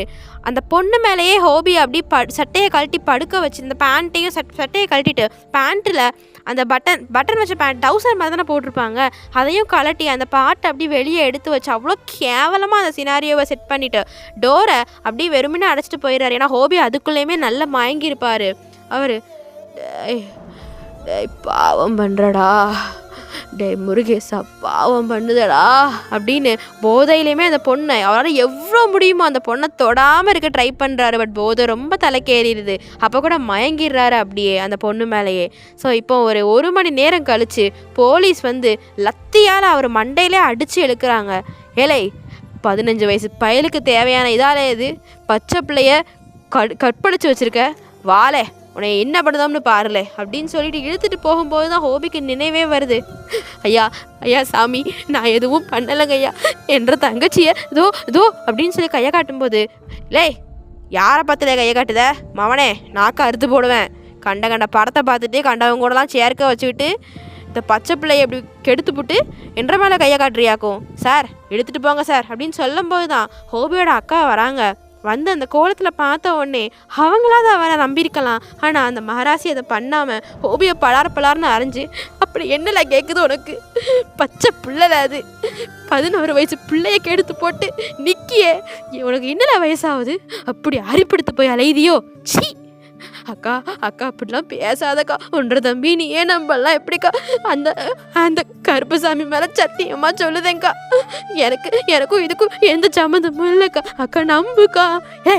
மூடல வாய, கண்ணால் பார்த்ததுக்கப்புறம் என்ன கேடில கிடக்கு, நீ கிடந்த கிடையை நானும் தானே பார்த்தேன், சி இனிமே என்கிட்ட வராதில்ல, அப்படியே ஒழிச்சு போயிரு போலீஸ் சார், இவனை கொன்று போட்டுருங்க, இவெல்லாம் உசுரோடையே இருக்கக்கூடாது சார் அப்படின்னு சொல்லி அவங்க அக்காவும் கூட சேர்ந்து அழுவ. அவங்களுக்கு அப்போவே பிரசவ வலியும் வந்துடுது. அவங்கள அப்படி தூக்கிட்டு போகிற பிளானில் ஹோபியை இங்கே ஜெயிலுக்கு கூப்பிட்டு போகிறாங்க, சிறுவர் சீர்திருத்த பள்ளிக்கு. ஸோ அங்கே வச்சு தான் ஹோபி நல்ல பிரைட்டான ஸ்டூடெண்ட், நல்ல அவர் மேக்ஸ் பயாலஜி படிச்சுட்டு இருப்பார். ஸோ அப்போ சார் இந்த பாருங்க, நான் அந்த அந்த சின்ன பிள்ளைய ஒன்றுமே பண்ணலை சார், அதான் இந்த டிஎன்ஏ டெஸ்ட் எடுத்து பாருங்கள் சார், நான் படிச்சிருக்கேன் சார், எங்கள் உயிரியல் வாத்தியார் சொல்லியிருக்காரு சார், இந்த மாதிரி ஒரு ஆணும் பொண்ணும் சேர்ந்து அப்படின்னு சொல்லும்போது, என்னலே அறிவியல் பேசுதியோ, நாங்கள்லாம் படித்து முடிச்சுட்டாமலே இங்கே வந்திருக்கோம், நீ சொல்கிற படிப்பை மட்டும் வச்சு நொட்டிக்கிட்டு இருந்தா எங்கே ஜோப்பை எவன் நிரப்புவான் அப்படின்னு சொல்லும்போது தான் ஹோபி ஒரு மாதிரி அசிங்கமாக பார்க்குறாரு. அப்போ தான் பின்னாடி இருந்து வெண்மதியோட புருஷன் வரான். என்னலே எப்படி நாங்கள் எங்களுக்கு ஊரில் ஒரு பேரை சம்பாதிச்சு வச்சா ஏதோ அப்படின்னு ஒரு பேட் வேர்ட் சொல்லிட்டு சொட்டதுக்கு நீ ஊரெலாம் போய் கெட்ட பேரை பரப்புவ. இப்போ பாருலே, எல்லா பக்கத்துலேயும் எமக்கு ஆள் இருக்குது, பொத்திக்கிட்டு உட்காந்துன்னா 3 வருஷத்தில் வெளியில் போய் போடுவாங்க, எங்கேயாவது குப்பை அள்ளிட்டு சாக்கடை அள்ளிட்டு நாத்தத்தில் கடந்து கொஞ்ச நாள் கழித்து சாவலாம், இல்லைன்னு வையே மவனே வகுந்து போடுவேன், டேய் நீ என்னை கொன்னா கூட பரவாயில்லடா அப்படின்னு சொல்லிட்டு ஹோபி பாய வர. ஏடே வகுந்து போடுவேன்னு சொன்னது ஒன்றே இல்லைலே, அதான் உன்னை நேர்ந்து விட்ருக்கியே, அது இப்போ நேர்ந்து விட போதே, அது 2ஐயும் சேர்த்து அறுத்து பொலி போட்டு போடுவனாக்கும், கம்முன்னு இருக்கணும், இருந்தோட தெரியாமல் ஓடி போயிடணும், புரியுதா அப்படின்னு சொல்ல, லே என்ற அக்கா மேலே கை வச்சேன்னா வைக்கக்கூடாதுன்னா அது ஒன்றரை இதில் தான் இருக்குது, ஒன்றரை நடத்தையே பார்த்துட்டேன், ஒன்றரை அக்காவையும் அது பெற்றதையும் உசுரோட வச்சுக்கணுமான்னு முடிவு பண்ணணும், அதுக்கு ஏற்ற மாதிரி ஒழுங்காயிரு சேரசம் பண்ணாமல். இந்தா இன்சே அடுத்த கட்டு வந்து சேரும், நல்லா பார்த்துக்கோ என்ற மச்சானே. ஏதாவது பண்ணு, ஒன்றரை அக்காலையும் ஒன்றரை அக்கா அம்மாவையும் ஒன்றரை ஆத்தாக்கிட்டே அனுப்பிச்சி வச்சிருவேன் அப்படின்னு சொல்லும்போது ஹோபியோட கண்ணு இன்னும் விரியுது. என்னலே சொல்லுத? ஆமாம், இப்போ நீயும் பார்த்தத 10 மாதம் முன்னாடி 5 மாதம் முன்னாடியே ஒன்றரை ஆத்தாக்காரையும் பார்த்து போட்டா. அதுக்கு தேன் போட்டு கிணத்துக்குள்ளே தள்ளி விட்டு வலிக்கு விழுந்தான்னு சொல்லி கேசம் முடிச்சு போட்டோம் அப்படின்னு சொல்ல ஹோபிக்கு கொலை வெறி ஆகுது. அப்படியே அவன் சொல்லிட்டு போக கண்ணை மூடிட்டு அப்படி அந்த இதை அப்படியே கடந்து போகிறாரு. 3 வருஷம் அப்படியே ஓடி இருக்கும், எதுவுமே பண்ணலை. ஜெயிலேருந்து ரிலீஸ் ஆகிறாரு. ரிலீஸ் ஆகும்போது சிறுவர் சீர்திருத்த பள்ளியில் ஒரு டான் பழக்கமாயிருப்பார் ஒருத்தர். அவர் மூலியமாக தான் அப்படி அந்த அண்டர் வேர்ல்டுக்குள்ளே வந்தவர் மும்பைக்கு வந்து இப்போ அவன் கையை பிடிச்சி இவன் கையை பிடிச்சின்னு எவன் சதி பண்ணுறவங்கிட்ட சதி பண்ணி அப்படி இந்த பொசிஷனுக்கு எத்தனை வயசில் வந்திருப்பாருனா வெறும் 19 வயசில் இந்த பொசிஷனுக்கு வந்திருப்பார். 22 வயசில் 22 வயசில் கிங்கு பாய் ஹோபி பாய்னு சொல்லி இவ்வளோ பெரிய மாளிகைக்கே அதிபதி ஆயிருப்பார். அவரோட கொள்கை பொண்ணுங்களும் பசங்களும் எந்த விதமான கஷ்டங்களையும் அனுபவிக்கக்கூடாது, தேவையில்லாமல் யாரும் பாதிக்கப்படக்கூடாது, அநியாயம் நடக்கிற இடத்த தட்டி கேட்கணும், ஆனால் எவனுக்கும் இறக்கம் காட்டக்கூடாது, தான் வழியில் கொஞ்சம் குறுக்கிட்டாலும் செதைச்சிடணும், தான் பேரை கேட்டாலும் எல்லாருக்கும் பயம் வரணும். அதுதான். ஏன்னா நான் கஷ்டப்பட்ட காலத்தில் யாரும் எனக்கு இல்லை, நான் தப்பு பண்ணலான்னு சொன்ன காலத்தில் யாரும் என்னை புரிஞ்சுக்கல. அதனால் என்னோட சட்டத்தில் சந்தேகத்துக்குலாம் இடம் கிடையாது, லைட்டட் அவுட் வந்தாலும் தூக்கிடுவேன் அப்படிங்கிற மாதிரியாக ஒரு மிருகத்தனமான வாழ்க்கையை அவர் வாழ ஆரம்பிச்சிருப்பார். பட் இருந்தாலும் தேவையில்லாமல் எந்த ஒரு உயிரை எடுக்க மாட்டார், பொண்ணுங்களுக்கு ஒரு பிரச்சனை சும்மா இருக்கவும் மாட்டார், மறைமுகமாக அந்த பொண்ணுக்கு பிரச்சனை பண்ணவனை செதைச்சிருவார். ஏன்னா அவர் பொண்ணுங்க விஷயத்தில் எப்போவுமே கண்ணியமானவர் தான். அன்னையிலேருந்தே அவர் அக்கா, அவரோட குடும்பம், அவருக்கு அந்த குழந்தைன்னு எல்லாரையும் வெறுத்திருப்பார். அந்த குழந்தைய எப்படிலாமோ வச்சுக்கணும்னு நினச்சவர், அவன் ரத்தம் தானே, அவன் இதில் தானே வளர்ந்துருக்கும் அப்படின்னு சொல்லி லிட்ரலி அப்படியே வந்து எல்லாரையுமே வெறுத்து ஒதுக்கியிருப்பார். இப்போ அதெல்லாம் அவரோட கண்ணு முன்னாடி அலை மாதிரி வந்துட்டு போகுது. திரும்ப அவங்க அம்மா ஃபோட்டோவை பார்த்து நான் என்னம்மா பண்ணட்டும் அப்படின்னு சொல்லும்போது பக்கத்தில் ஏலே ஒன்றரை அக்காவை தான் விட்டு போட்ட, ஒன்றரை அக்கா அம்மாவளையும் விட்டு போடாதலே, அவள் பாவம் இல்லை அப்படின்னு சொல்லி அவங்க அம்மாவே பேசுகிற மாதிரி அவருக்கு கேட்குது. அவர் அம்மா அம்மா அம்மா நீ ஆமாலே ஒன்றரை நினப்பில் தான், ஆனால் ஒன்றரை அக்கா பாவம்லே, அவள் உன்னைய புரிஞ்சுக்கலன்னு சொல்லுதியே, நீ தாமலே அவளை புரிஞ்சுக்கல, அவளை பற்றி உனக்கு தெரியாதாக்கும். எம்புட்டா அப்பாவி, வெளுத்ததெல்லாம் பால் இனிச்சதெல்லாம் தேனுன்னு நம்புகிற பிள்ளைலே அவளுக்கு எப்படிலே கள்ளிப்பாலுக்கும் இதுக்கும் வித்தியாசம் தெரியும். உன்னைய மாதிரி தானே நம்பி போயிருப்பா, அதே மாதிரி தானே ஏமாந்து வந்திருக்கா, அப்படி தாமலே அவளும் செத்து போயிருப்பா. நான் செத்து ஒன்றை நினப்பில் வந்து சொல்கிறேன், என்ற மவ மேலே தப்பு இருக்கும்னு எனக்கு தோணலை. அவன் மூளையை கழுவி வச்சிருப்பாமலே அவன். அதெல்லாத்தையும் தாண்டி செத்தோம் பொழைச்சோன்னு உன்கிட்ட சரணாகதி அடையிறதுக்கு அந்த பிள்ளை வந்திருக்குதுல, அந்த பிள்ளைய என்ற பேத்தியை கைவிட்டுறாதில்ல, பார்த்துக்கோல அப்படின்னு சொல்லி அவங்க அம்மாவோட அந்த ஆத்மா மறைகிற மாதிரியே இருக்குது. கடவுள் ஒரு உறவை, ஒரு அழகான பந்தத்தை சேர்த்து வைக்கணும்னா அதை எப்படினாலும் நடத்துவார். ஹோபியோட கேஸில் எப்படி நடத்துகிறாரு போல், அவர் ஒயனையும் ஹோபியும் பிரித்து வைக்க மனசே இல்லாமல் இந்த மாதிரி அவங்க அம்மாவோட அந்த கான்ஷியஸ்னஸை வச்சு ஹோபியை மேனிபுலேட் பண்ண ட்ரை பண்ணுறாரு. பார்க்குறேம்மா, ஆனால் எனக்கு உடனேலாம் மனசை மாற்றிக்க முடியாது. ஏன்னா நான் பட்ட வலியும் வேதனையும் அப்படி. அன்பு, ஆதரவு, கருணை இதெல்லாம் நான் எதிர்பார்த்த நேரத்தில் இல்லை. 3 வருஷம் ஜெயிலில் நரக வாழ்க்கை, அதுக்கப்புறம் மிருகம் மாதிரி ஒரு வாழ்க்கை. இதுக்கப்புறம் எனக்கு என்னம்மா வேணும்? நீ இப்படி சொல்லிகிட்டே இரு, எனக்கு எதையும் கேட்குற மனநிலையில் இல்லை, ஆனால் நீ என் கைக்குள்ளே அந்த மாதிரியே இருமா, அது போதும் அப்படின்னு சொல்லி அவங்க அம்மாவோட ஃபோட்டோ கிஸ் பண்ணிவிட்டு அந்த காரை திரும்பவும் வீட்டை நோக்கி தான் செலுத்துகிறாரு. அப்படி கார் ஹோபியோட மேன்ஷனுக்குள்ளே அகைன் போகும்போது அந்த மேன்ஷனோட வாசலில் வயன் இல்லை. சரின்ட்டு உள்ளே போய் மனுஷன் பார்க்குறாரு. அவள் ஒளிஞ்சு போனால் பரவாயில்ல அப்படின்னு நினச்சவருக்கு அந்த ஃப்ளாஷ்பேக் அண்ட் அவங்க அம்மாவோட நினைவுகள் எல்லாமே சேர்ந்து வந்து, எங்கே போனா இவ? ராஜேஷ் ஓ லட்கி கஹா ஹை? பாய் மே நை ஜான்தி ஹூ பாய். அதாவது அவளை எங்கன்னு கேட்குறதுக்கு அவர் வந்து எனக்கு தெரியலை அப்படிங்கிற மாதிரி சொல்கிறாரு. சல் ஜாவ். டே ஆண்டனி ஆண்டனி அப்படின்னு சொல்லி ஹோபி ஆண்டனியை கூப்பிட, பாய் சொல்லுங்கள், அவளை எங்கடா?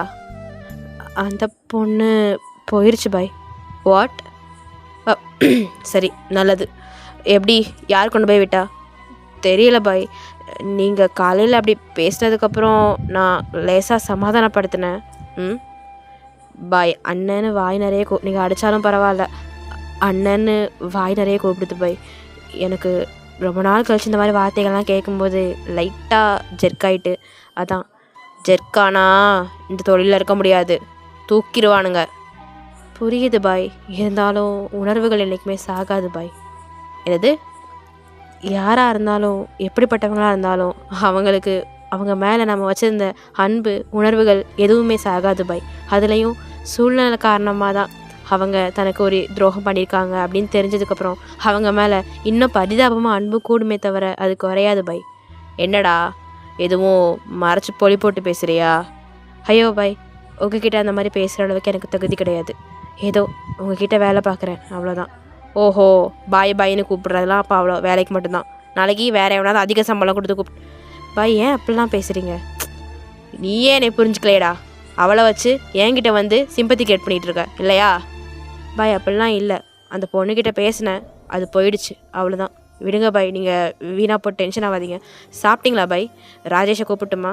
எனக்கு ஒன்றும் பசிக்கலை, நீயே போய் கொட்டிக்கோ அப்படின்னு சொல்லி ஹோபி அவர் ரூமுக்கு போக அவருக்கு மனசே கேட்கல. அப்படி இப்படியும் உருண்டு பரண்டு படுத்துட்ருக்காரு. என்ன ஆயிருக்கும் அவளுக்கு? போனான்னு சொன்னான், ஆனால் எப்படி போனா?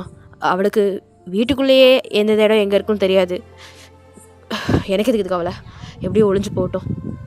ஆனால் சின்ன பொண்ணு, 20 வயசு தான் ஆகுது, அவளுக்கு எப்படி? கடவுளே அப்படின்னு சொல்லி உருண்டு பரண்டு இது நாள் வரைக்கும் அவர் தூங்காமல் இருந்ததே அவர் நிம்மதியாக தூங்கினது கிடையாது தான். பட் ஒருத்தங்களை பற்றி அவங்களுக்கு என்ன ஆயிடுமோன்னு கவலைப்பட்டு அவர் தூங்காமல் இருந்ததே கிடையாது. உருள்றாரு மனுஷன். ஸோ பொறுத்தது போதும், எஞ்சி போய் பார்த்துட்டு தரலாம் அப்படின்னு சொல்லி ஆண்டனியை கூட எழுப்பலை. ஏன்னா அந்த மனுஷனுக்கு அவ்வளோ ஈகோ. ஸோ வேகமாக கார் எடுத்துகிட்டு மும்பை ஸ்ட்ரீட்ஸ் எல்லாம் போய் தேடுறாரு, எங்கேயுமே இல்லை. சரின்னு சொல்லிட்டு வேறு வழியே இல்லாமல் ஆண்டனி கால் பண்ணி விஷயத்தை சொல்ல, பாய் இதை முதலே சொல்லிக்கலாம்ல பாய், நானே போய் தேடிருப்பேனே, நீங்கள் எதுக்கு டேய் சொன்னதை செய்டா, வீணாக பேசிகிட்டு இருக்காத அப்படின்னு சொல்ல அவங்களும் அன்றைக்கி நைட் ஃபுல்லாக தேடுறாங்க. பட் வயன் எங்கேயுமே இல்லை. அப்போ தான் ஹோபிக்கு ஒரு விடிய காலையில் 4 மணிக்கிட்ட கால் வருது. कौन है? बाय बाय நமஸ்தே கேசே ஆப் அப்படிங்கும்போது ஹே कौन हो तुम அப்படிங்கிறாங்க. அதாவது எப்படி இருக்கீங்க அப்படின்னு அவன் அக்கெல்லாம் கேட்க ஹோபி எரிச்சலில் யாருன்னு கேட்குறாரு. ஸோ இதுக்கு மேலே கான்வர்சேஷன்ஸ்லாம் தமிழ்லேயே நீங்கள் இமேஜின் பண்ணிக்கோங்கடா. நான் யாருங்கிறது முக்கியம் இல்லை பாய், உங்களோட முக்கியமான பொருள் எங்கள் கையில் இருக்குது. டேய் என்னடா சொல்கிற? யாடா நீ? Sardar, Sardar G, once upon a time. ஆனால் நீ வந்ததுலேருந்து வெறும் சர்தார் தான். டேய் ஒழுங்க மரியாதா என்ன பண்ணிகிட்ருக்கான்னு சொல்லு. சாப்ஜியை எப்படி கவுத்து உங்கள் எம்பரருக்கு கிங் ஆகலான்னு பிளான் பண்ணிகிட்ருக்கேன். டேய் அதான் 4 வருஷம் முன்னாடியே 1000 உருவி ஓட விட்டேனே, மறந்துட்டியா?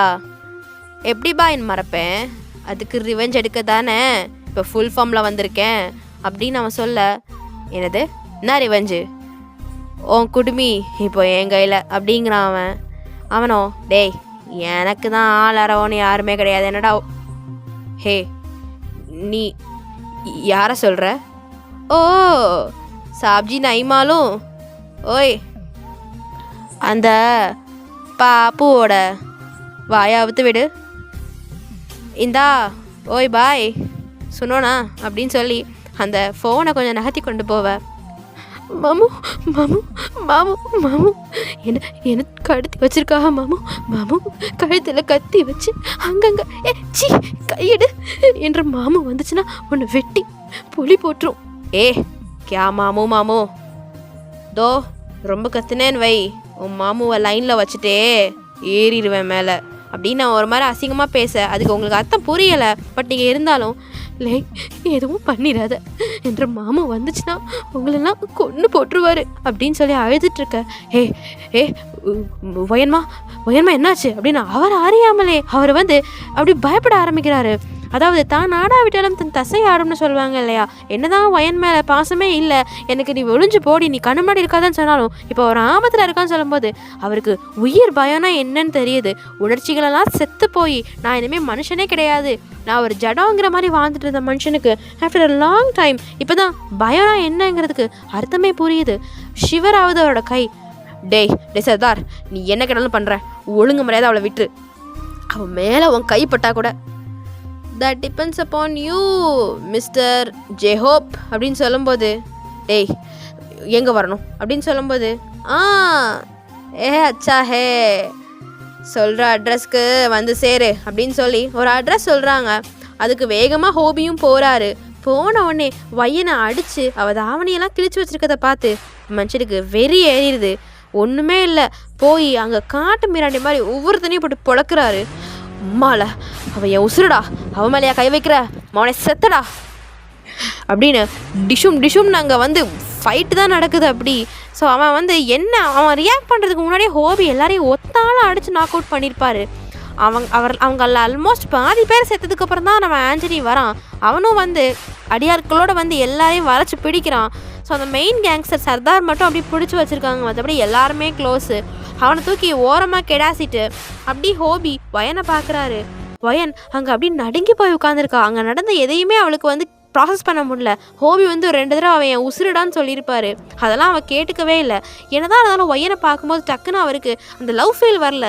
பட் தனக்கு உசுரானவன் இப்படி கிடக்கிறாளேங்கிற அனுதாபமும் பரிதாபமும் வருது. நேராக அவகிட்ட போகும்போது அவள் அப்படி பயந்து தூரமாக போகிறா. மாமு வேணாம், என்கிட்ட வராது மாமு, எனக்கு பயமாக இருக்குது, இதுதான் உன் வாழ்க்கையா மாமு, வேணாம் மாமு, என்னை கொண்டு போட்டுரு, தினமும் இந்த மாதிரி செத்து போயிடுச்சு, என்னால் வாழ முடியாது மாமு, உனக்கு நாளைக்கு ஏதாவது ஆச்சுன்னா அதையும் என்னால் தாங்கிக்க முடியாது மாமு, வேணாம் மாமு, நான் வராத, எனக்கு பயமாக இருக்குது அப்படின்னு சொல்லி வயன் பின்னாடியே க்ரால் பண்ணி போகும்போது அவருக்கு ரொம்பவே மனசு வலிக்குது. காஸ் அவர் என்னதான் வந்து அவளை விலகி போக சொன்னாலும் இப்போ அவளாக வந்து பயந்து விலகுறா அவரோட அந்த கோர முகத்தை பார்த்து. ஏன்னா அவள் சாதாரணமாக ஒன்றும் ஹோபி அவகிட்ட வரல. அப்படி கை ஃபுல்லாக ரத்தம், முகம் ஃபுல்லாக ரத்தம் ஸ்ப்ளாஷ் ஆகி அப்படியே ஒரு ராட்சச மாதிரி வராரு. மாமா எனக்கு பயமாக இருக்குது, வராத அப்படின்னு சொல்லும்போது, நடி வராத கிட்ட வந்த போதில்லாமல் வராதங்கிற, முன்னாடி மாமு என்னை விட்டுறாதங்கிற, என்ன நடிக்கிறீங்களா, இப்போ பாரு உன்னால், ஏய் எதுக்குடி என்னை அப்படி பதற வைக்கிற அப்படின்னு சொல்லும்போது தான் அவங்களுக்கு புரியுது அவங்களுக்காக அவங்க மாமு கிடந்து பதறி துடிச்சு போயிருக்காருங்கிறது. லைட்டாக அவங்களுக்கு சந்தோஷம் இருந்தாலும் மாமுக்கு தொந்தரவாக இருக்குமோ நினச்சிட்டு இருக்கப்போ வேகமாக அவங்கள இழுத்து அணைச்சிக்கிறாரு. ஒன்றும் பேசாத, அமைதியாரு அப்படின்னு சொல்லிட்டு அந்த அணைப்பிலே நீங்கள் இருக்கீங்க. அந்த அணைப்பிலே வந்து உங்களுக்கு புரியுது ஹோபி வந்து கொஞ்சம் கொஞ்சமாக இழகுறாரு அப்படிங்கிறத. பட் வாய் விட்டு கேட்டுட்டா அவரோட முரட்டத்தனமான ஈகோ அண்ட் அவரோட பாஸ்ட் தந்த வலி எல்லாமே சேர்ந்து இப்போ அவர் ரிஜெக்ட் பண்ணிடுவாராங்கனால அந்த ஹகுக்குள்ளே நிற்கிறீங்க. ஆண்டனியும் அதை பார்த்து அப்படி லைட்டாக ஸ்மைல் பண்ணுறாரு. வா அப்படின்னு சொல்லி உங்களை இழுத்துட்டு போய் காலில் உட்கார வச்சுட்டு போகும்போது நீங்கள் விடவிடத்துட்டே இருக்கீங்க, கை காலெலாம் நடுங்குது. அப்படி வீட்டுக்கு கூட்டு போயிட்டு ரூமுக்கு போன உடனேவே நீங்கள் ஹோபியை இறுக்கமாக ஹக் பண்ணிக்கிறீங்க. என்ன கொஞ்சம் போய் மாமா என்னை விட்டுறாத மாமா, அவன் இங்கெல்லாம் கை வச்சான் மாமா, நீ மட்டும்தான் என் மேலே எங்கனாலும் கை வைக்கலான்னு அம்மா சொல்லும் மாமா, அம்மா அப்படிதான் சொல்லும் மாமு, ஆனால் அவன் கண்ட இடத்துலலாம் கை வச்சா மாமு அப்படின்னு சொல்லிட்டு இருக்கும்போதே ஹோபிக்கு ரத்த நாழங்கள்லாம் துடிக்குது. அப்படி என்ன நினச்சாரோ தெரியல. எங்கெல்லாம் கை வச்சான் அப்படின்னு சொல்லும்போது, இங்கே அப்படின்னு சொல்லி அவள் கழுத்தை காட்டுறா. அங்கே வேற எங்க அப்படின்னு சொல்லி அவளோட இடுப்பு சைடை காமிக்கிறா. அங்கே அப்படி குனிஞ்சு வேற மாமா ஒரு மாதிரி இருக்கு, வேணாம் அப்படின்னு சொல்லி அவள் சினுங்கும் போது இத்தனை வருஷம் பெண் வாடையே தீண்டாமல் இருந்த அவரோட ஆண்மை அப்படி தூண்டப்படுது. பட் கண்ட்ரோல் பண்ணுறாரு. வேற எங்கேயும் இல்லை மாமு அப்படின்னு அவளுக்கு லைட்டாக கூஸ்பம்ஸ் ஆகுது. இனிமே அவன் தொட்டதில்லை, நான் தொட்டது தான் அவனுக்கு ஞாபகம் வரணும், புரிஞ்சுதா அப்படின்னு சொல்ல, சரி மாமு ஆனால் பயமா அப்படின்னு சொல்லி முடிக்கிறதுக்குள்ளேயே அவளோட வாயை அப்படி இறுக்கமாக பொத்துறாரு. மூச், இதுக்கு மேலே ஒரு வார்த்தை விட்ட அவ்வளோதான், நீ எங்கேயும் போக வேணாம், இங்கே இரு, அதுக்குன்னு அப்படின்னு அவனுக்கு விழுந்து மயங்கிட்டேன்னு நினைக்காத. எல்லாத்துக்கும் ஒரு எல்லை இருக்குது, அதுக்குள்ளே இரு அப்படின்னு சொல்லி வராத கோபத்தை வந்த மாதிரி காமிச்சு, இல்லாத வெறுப்பை இருக்கிற மாதிரி காமிச்சு அவர் அப்படி வெளியில் போகிறாரு. வெளியில் போனதுமே அவருக்கு கண்ணு நிறைய கண்ணீர் தான் வருது. ஏன்னா அவரோட அக்காவை அப்படி உரிச்சு வச்சு தான் அவள் பிறந்திருப்பா. அப்படி ஒரு முக ஒற்றுமை இருக்கும். ஏன் கடவுளை இப்படி என்னைய சோதிக்கிற? என் குட்டிமா அவ்வளோ கஷ்டப்பட்டாளா அந்த ஒரு 1/4 மணி நேரம்? என்னால் கடவுளே இதுக்குத்தான் நான் வேணான்னு சொன்னேன். ஆனால் இனி அவளை தனியாகவும் விட முடியாது, கூட தான் வச்சுக்கணும். நான் பார்த்துக்கிறேன்.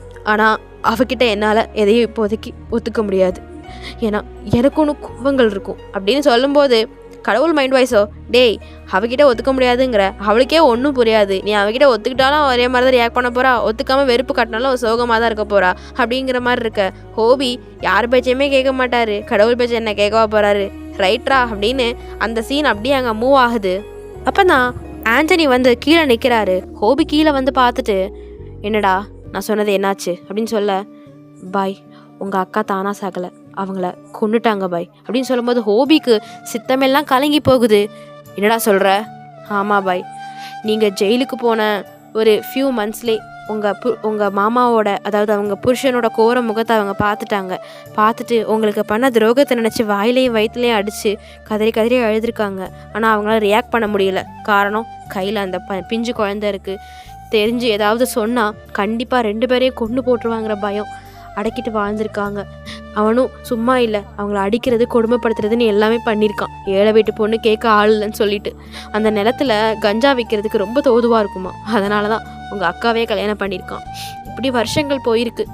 எந்த பொண்ணுக்காக எல்லாத்தையும் கட்டுப்படுத்தி வாழ்ந்தாங்களோ அந்த பொண்ணு வாழ்க்கையே அவன் அதில் பாதாளத்தில் தள்ள போகிறான்னு தெரிஞ்சதுக்கப்புறம் எதிர்த்து 2 வார்த்தை கேட்டதுக்கு கண்ணு முன்னாடியே அந்த ஜீவனை அடித்து கொண்டிருக்காங்க பை அப்படின்னு சொல்லும்போது, டேய் அப்படின்னு சொல்லி சட்டையை பிடிக்க, ஆமாம் பாய், ஆனால் வையனை உங்களுக்கு எல்லாமாவும் இருக்க சொல்லி உங்களுக்கு தான் எல்லாம், நீங்கள் இல்லாமல் வையன் இல்லைங்கிற மாதிரி உங்களை உருகி அந்த வயசுலேருந்தே சொல்லி கொடுத்து வளர்த்துருக்காங்களாம். இதெல்லாம் எனக்கு ஒரு பையன், ஒரு கூலிக்கார பையன்தான் சார் ரகசியமாக வந்து சொல்லிட்டு போனான். அவன் இங்கே தான் ஒரு 4 வருஷமாக கூலி வேலை பார்க்குறானா. வந்த 2வது வருஷமே அவங்கள பற்றி நல்லா தெரிஞ்சுட்டு தற்செயலாக வயன் ஊர் பக்கம் போகும்போது, ஆக்சுவலி அந்த பையன் வயன் ஊர்க்கார பையன் தான்டா, ஊர் பக்கம் போகும்போது அவங்கக்கிட்ட போய் சொல்ல, அவங்களும் அந்த அடையாளங்களை வச்சே நீங்கள் தான் கண்டுபிடிச்சி ஃபோட்டோவை பார்த்து கன்ஃபார்ம் பண்ணியிருக்காங்க. அன்னையிலேருந்து வயன் அப்படி அந்த ஃபோட்டோவை வச்சே அந்த 2 வருஷம் அவங்கள உருகி காத்தலிச்சிருக்கா பாய். உங்கள் அட்ரஸையும் அவங்கக்கிட்ட கொடுத்துருக்காங்க. அதை பத்திரமா பொட்டிக்குள்ளே வச்சு பத்திரமா பாதுகாத்துருக்காங்க. அப்போதுலேருந்தே வயனை எப்படியாவது உங்ககிட்ட அனுப்பிச்சி வச்சிடணும்னு நினச்சாலும் எங்கே அது ஃபெயிலியரில் முடிஞ்சால் வயனோட உசுருக்கும் அவங்க உசுருக்கும் ஆபத்தோன்னு சொல்லி பயந்துக்கிட்டே இருந்திருக்காங்க பாய். ஆனால் அவங்க அம்மா செத்ததுக்கப்புறம் வயன்கிட்ட அவங்க கடைசியாக சொன்ன வார்த்தை, சாகர் நிலமையில் மாமா கிட்ட எப்படியாவது ஓடிருங்கிறது தான். ஏன்னா அவளுக்கும் அவனை மாதிரியே ஒரு அயோக்கிய பையில கட்டி வைக்க பார்த்தான் காசுக்காக அவங்க அப்பன். அதனால தான் பாய் அவள் ஓடி வந்திருக்கா அவங்கக்கிட்ட. தயவு செஞ்சு அந்த பொண்ணை விட்டுறாதீங்க பாய் ப்ளீஸ் அப்படின்னு சொல்லும்போதே ஆண்டனியோட வாய்ஸ் அப்படின்னு நடுங்குது. அப்போ ஹோபியோட நிலைமை என்ன நினச்சி பாருங்க. டேய் வண்டியை விடுறாங்க அப்படின்னு சொல்லி வண்டி நேராக அங்கே தான் போகுது. வண்டி நேராக உங்களோட கிராமத்துக்கு தான் போகுது. கிராமத்துக்கு போய் அங்கே பார்த்தா வயனோட வீடே ஒரு மாதிரி கபலீகரமாக இருக்குது. லிட்ரலி வந்து பிறண்டு போன மாதிரி ஒவ்வொருத்தனும் அங்கேயும் அலைஞ்சிட்ருக்கான். வயன் எங்கேன்னு காணாமல் 3 நாளாக அவள் காணாமல் போயிருப்பா. எங்கேன்னு தேடி கிடைக்காம இருக்க. அப்போ நான் வீட்டுக்குள்ளே ஒருத்தன் காலடி எடுத்து வரும்போது வயன் அப்பா அப்படி எட்டி பார்க்குறான். எவமலே அது என்ற வீட்டுக்குள்ளே திறந்த வீட்டை நாய் நுழையாது அப்படின்னு சொல்லும்போது, நாய் இல்லைடா, உன்னைய வேட்டையாடி கடிச்சு கொதறி வந்திருக்க சிங்கம் அப்படின்னு சொல்லிட்டு ஹோபி உள்ள அப்படி ஒரு பிளாக் கோட் சூட்டில் கெத்தாக உள்ள நுழையிறாரு. பிளாக் அண்ட் பிளாக்ல டெவில் மாதிரி இருக்காரு பார்க்க. அப்படியே உள்ள நுழைஞ்சவர் ஒன்றுமே பேசலை. அவன் நெஞ்சிலே ஒரு மிதி. ஏண்டா என் அக்காவும் அவளும் என்னை என்னதான் பேசினாலும் நல்லா இருக்கணும்னு நினச்சி என் வாழ்க்கையே தொலைச்சிட்டு நான் ஓடி வந்தா அவளையே கொண்டிருக்க. என் அம்மாவே நீ தான் கொன்ன, என் அக்காவே நீ தான் கொன்ன. நீ கொண்டுட்டு என் மொசக்குட்டி வாழ்க்கையை நாசமாக்கலான்னு பார்த்தியா? மவனே, நான் இருக்கிற வரைக்கும் அவன் மசுரை கூட நான் எடுத்து வர முடியாதுடா. லேய் நீ ஹோபிடா ஹோபி. அன்னைக்கு ஒரு பச்சை பிள்ளைய கெடுத்துட்டு அந்த பழியை ஏன் மேலே போட்டு வாழ்க்கையே நாசமாக்குனல்ல, நீயும் போட்ட பிள்ளையார் சொல்லியில தான் இப்படி அவதாரம் எடுத்துகிட்டு வந்து நிற்கிறேன். பார்த்துக்கோ, பார்த்துக்கிட்டே போய் சேர்றா அப்படின்னு சொல்லி அங்கே அந்த ஆண்டனியை கண்ணை காட்ட ஆண்டனி ஒரு பாக்ஸ் கொண்டு வரான். அந்த பாக்ஸ் நிறைய பாம்பு தேழும் அப்படின்னு நெழிஞ்சிக்கிட்டு இருக்கு. ஒவ்வொன்றும் அப்படியே கொலை பசியில் இருக்குது. ஏய், இன்னைக்கு அவனை நான் சொல்கிற மாதிரி இந்த பெட்டிக்குள்ளே தூக்கி போடுங்க அப்படின்னு சொல்லி அந்த வீட்டோட ரூஃபில் அவனோட கையை அப்படி கட்டி போட்டு அவனோட இடுப்பு வரைக்கும் அந்த ட்ரம் இருக்குல்ல, அந்த பாம்பு தேழும் நெளியும்ல, அந்த ட்ரம்முக்குள்ளே விடுறாங்க. டேய், இவன் இடுப்பு கீழே வரைக்கும் இந்த பாம்பு தேழும் அரிச்சு முடித்த உடனே அப்படி அவன் மண்டையோட கவுத்தி உள்ளே போடுங்கடா. அது வரைக்கும் இங்கே 4-5 பாடி கார்ட்ஸ் இருங்க அப்படின்னு சொல்லி அவனுக்கு அவ்வளோ கொடூரமான ஒரு சாவை கொடுத்துட்டு ஹோபி கிளம்புறாரு அவரோட மைனா கிட்ட போய் அவரோட காதலை சொல்கிறதுக்கு. பட் அவர் வேறு பிளான்ஸில் போகிறாரு. இத்தனை நாள் ஆச்சா இவளுக்கு என்கிட்ட வர்றதுக்கு? எவ்வளோக்கா அறிவில்லை, தப்பிச்சு வர முடியாது. அது என்ன திமிரு? இப்போவும் தைரியத்தில் ஓடி வந்தானா அப்போவும் ஓடி வந்திருக்க முடியாதா? கொஞ்ச நாள் விளாடுவோம், அதுக்கப்புறம் மொத்தமாக எடுத்துப்போம் அப்படின்னு அந்த ஒரு கோபத்துலேயும் ஒரு குறும்பு கலந்த ஒரு தாட் அவர் மனசுக்குள்ளே வருது. அந்த தாட்டோடையே அப்படியே அவர் அங்கே ட்ராவல் ஆகுறாரு மும்பைக்கு அகேன். ஸோ ஒரு சின்ன இதுடா, நான் வந்து இங்கே சின்னதாக சீன்ஸை முடித்த மாதிரி உங்களுக்கு தோணுச்சுன்னா ஐம் ஸோ சாரி. ஏன்னா வந்து சில நல்ல உள்ளங்கள் வந்து என்கிட்ட அழகான முறையில் எடுத்து சொன்னாங்க, டே கண்ணா நீ பண்ணுறதெல்லாம் சூப்பராக இருக்குது, பட் இது வந்து நாவல் மாதிரி கிடையாது. எல்லாருமே வந்து பெரியவங்க தான் நாவல்லாம் கேட்பாங்க, பட் இது வந்து எல்லா டீன்ஸ் எல்லோரும் கேட்கும்போது அவங்களுக்கு ஏற்ற மாதிரி கிறிஸ்ப் அண்ட் க்ளீனாக நீ கொடுத்தனா டெஃபினட்டாக உன்னால் இந்த ஃபேன் ஃபிக்ஷன் இதில் வந்து தூள் கிளப்ப முடியும்னு என்னோட ரொம்ப க்ளோஸ் பர்சன், என்னோட ஒரு வெல் விஷர் சொன்னாங்க. அந்த அட்வைஸை மனசில் வச்சுட்டு தான் சீன்ஸை நான் குட்டி குட்டியாக முடிக்கிறேன். Romance scenes and some emotional சீன்ஸை மட்டும் தான் டீட்டெயில்டாக கொண்டு போயிருக்கேன். ஃப்ளாஷ்பேக் இதெல்லாம் வந்து ஒரு பர்டிகுலர் சீனாக கொண்டு போகலை, என்னால் முடிஞ்ச அளவுக்கு ஷார்ட் பண்ணியிருக்கேன். ஏன்னா மற்ற ஒன் ஷாட் முன்னாடி இருந்ததுலலாம் வந்து நான் ரொம்ப எக்ஸ்பிளைன் பண்ணியிருப்பேன்னு எனக்கே தோணுனதுனால இதை ஷார்ட் பண்ணிட்டேன். ஓகேவா? அது உங்களுக்கு எதாவது தோணுச்சுன்னா சொல்லுங்கள், அடுத்த இதில் பார்த்து பண்ணி விட்டுடலாம். Okay, back to the story. அவரோட கண்கள் உள்ளே போன உடனே வயனை தான் தேடுது. எங்கே போனா இவ? ஏய் இங்கே வா, கான் ஹே ஓ, கான் பாய் அப்படின்னு அங்கே ஏதோ ஒரு பாடி கார்டு கேட்க, ஓ லட்கி வயன், ஹோ ஐ திங்க் ஸோ ரூம் பே பை அப்படின்னு ரூமில் இருக்கா அப்படிங்கிற மாதிரி அந்த பாடி கார்டு சொல்லவும் வேகமாக ரூம் பக்கம் தான் ஓடுறாரு. ரூம் பக்கம் ஓடி ரூம் ஃபுல்லாக தேடி பார்க்குறாரு. அவர் ரூம் ஒன்றே வந்து அவ்வளோ பெருசாக இருக்கும். ஸோ அங்கேயே சுற்றி தேடுறாரு. வயன் வயன் அப்படின்னு சொல்லிட்டு அப்போது அந்த பால்கனி பக்கத்தில் இருந்து ஒரு மாதிரி விசும்புற சவுண்ட் கேட்குது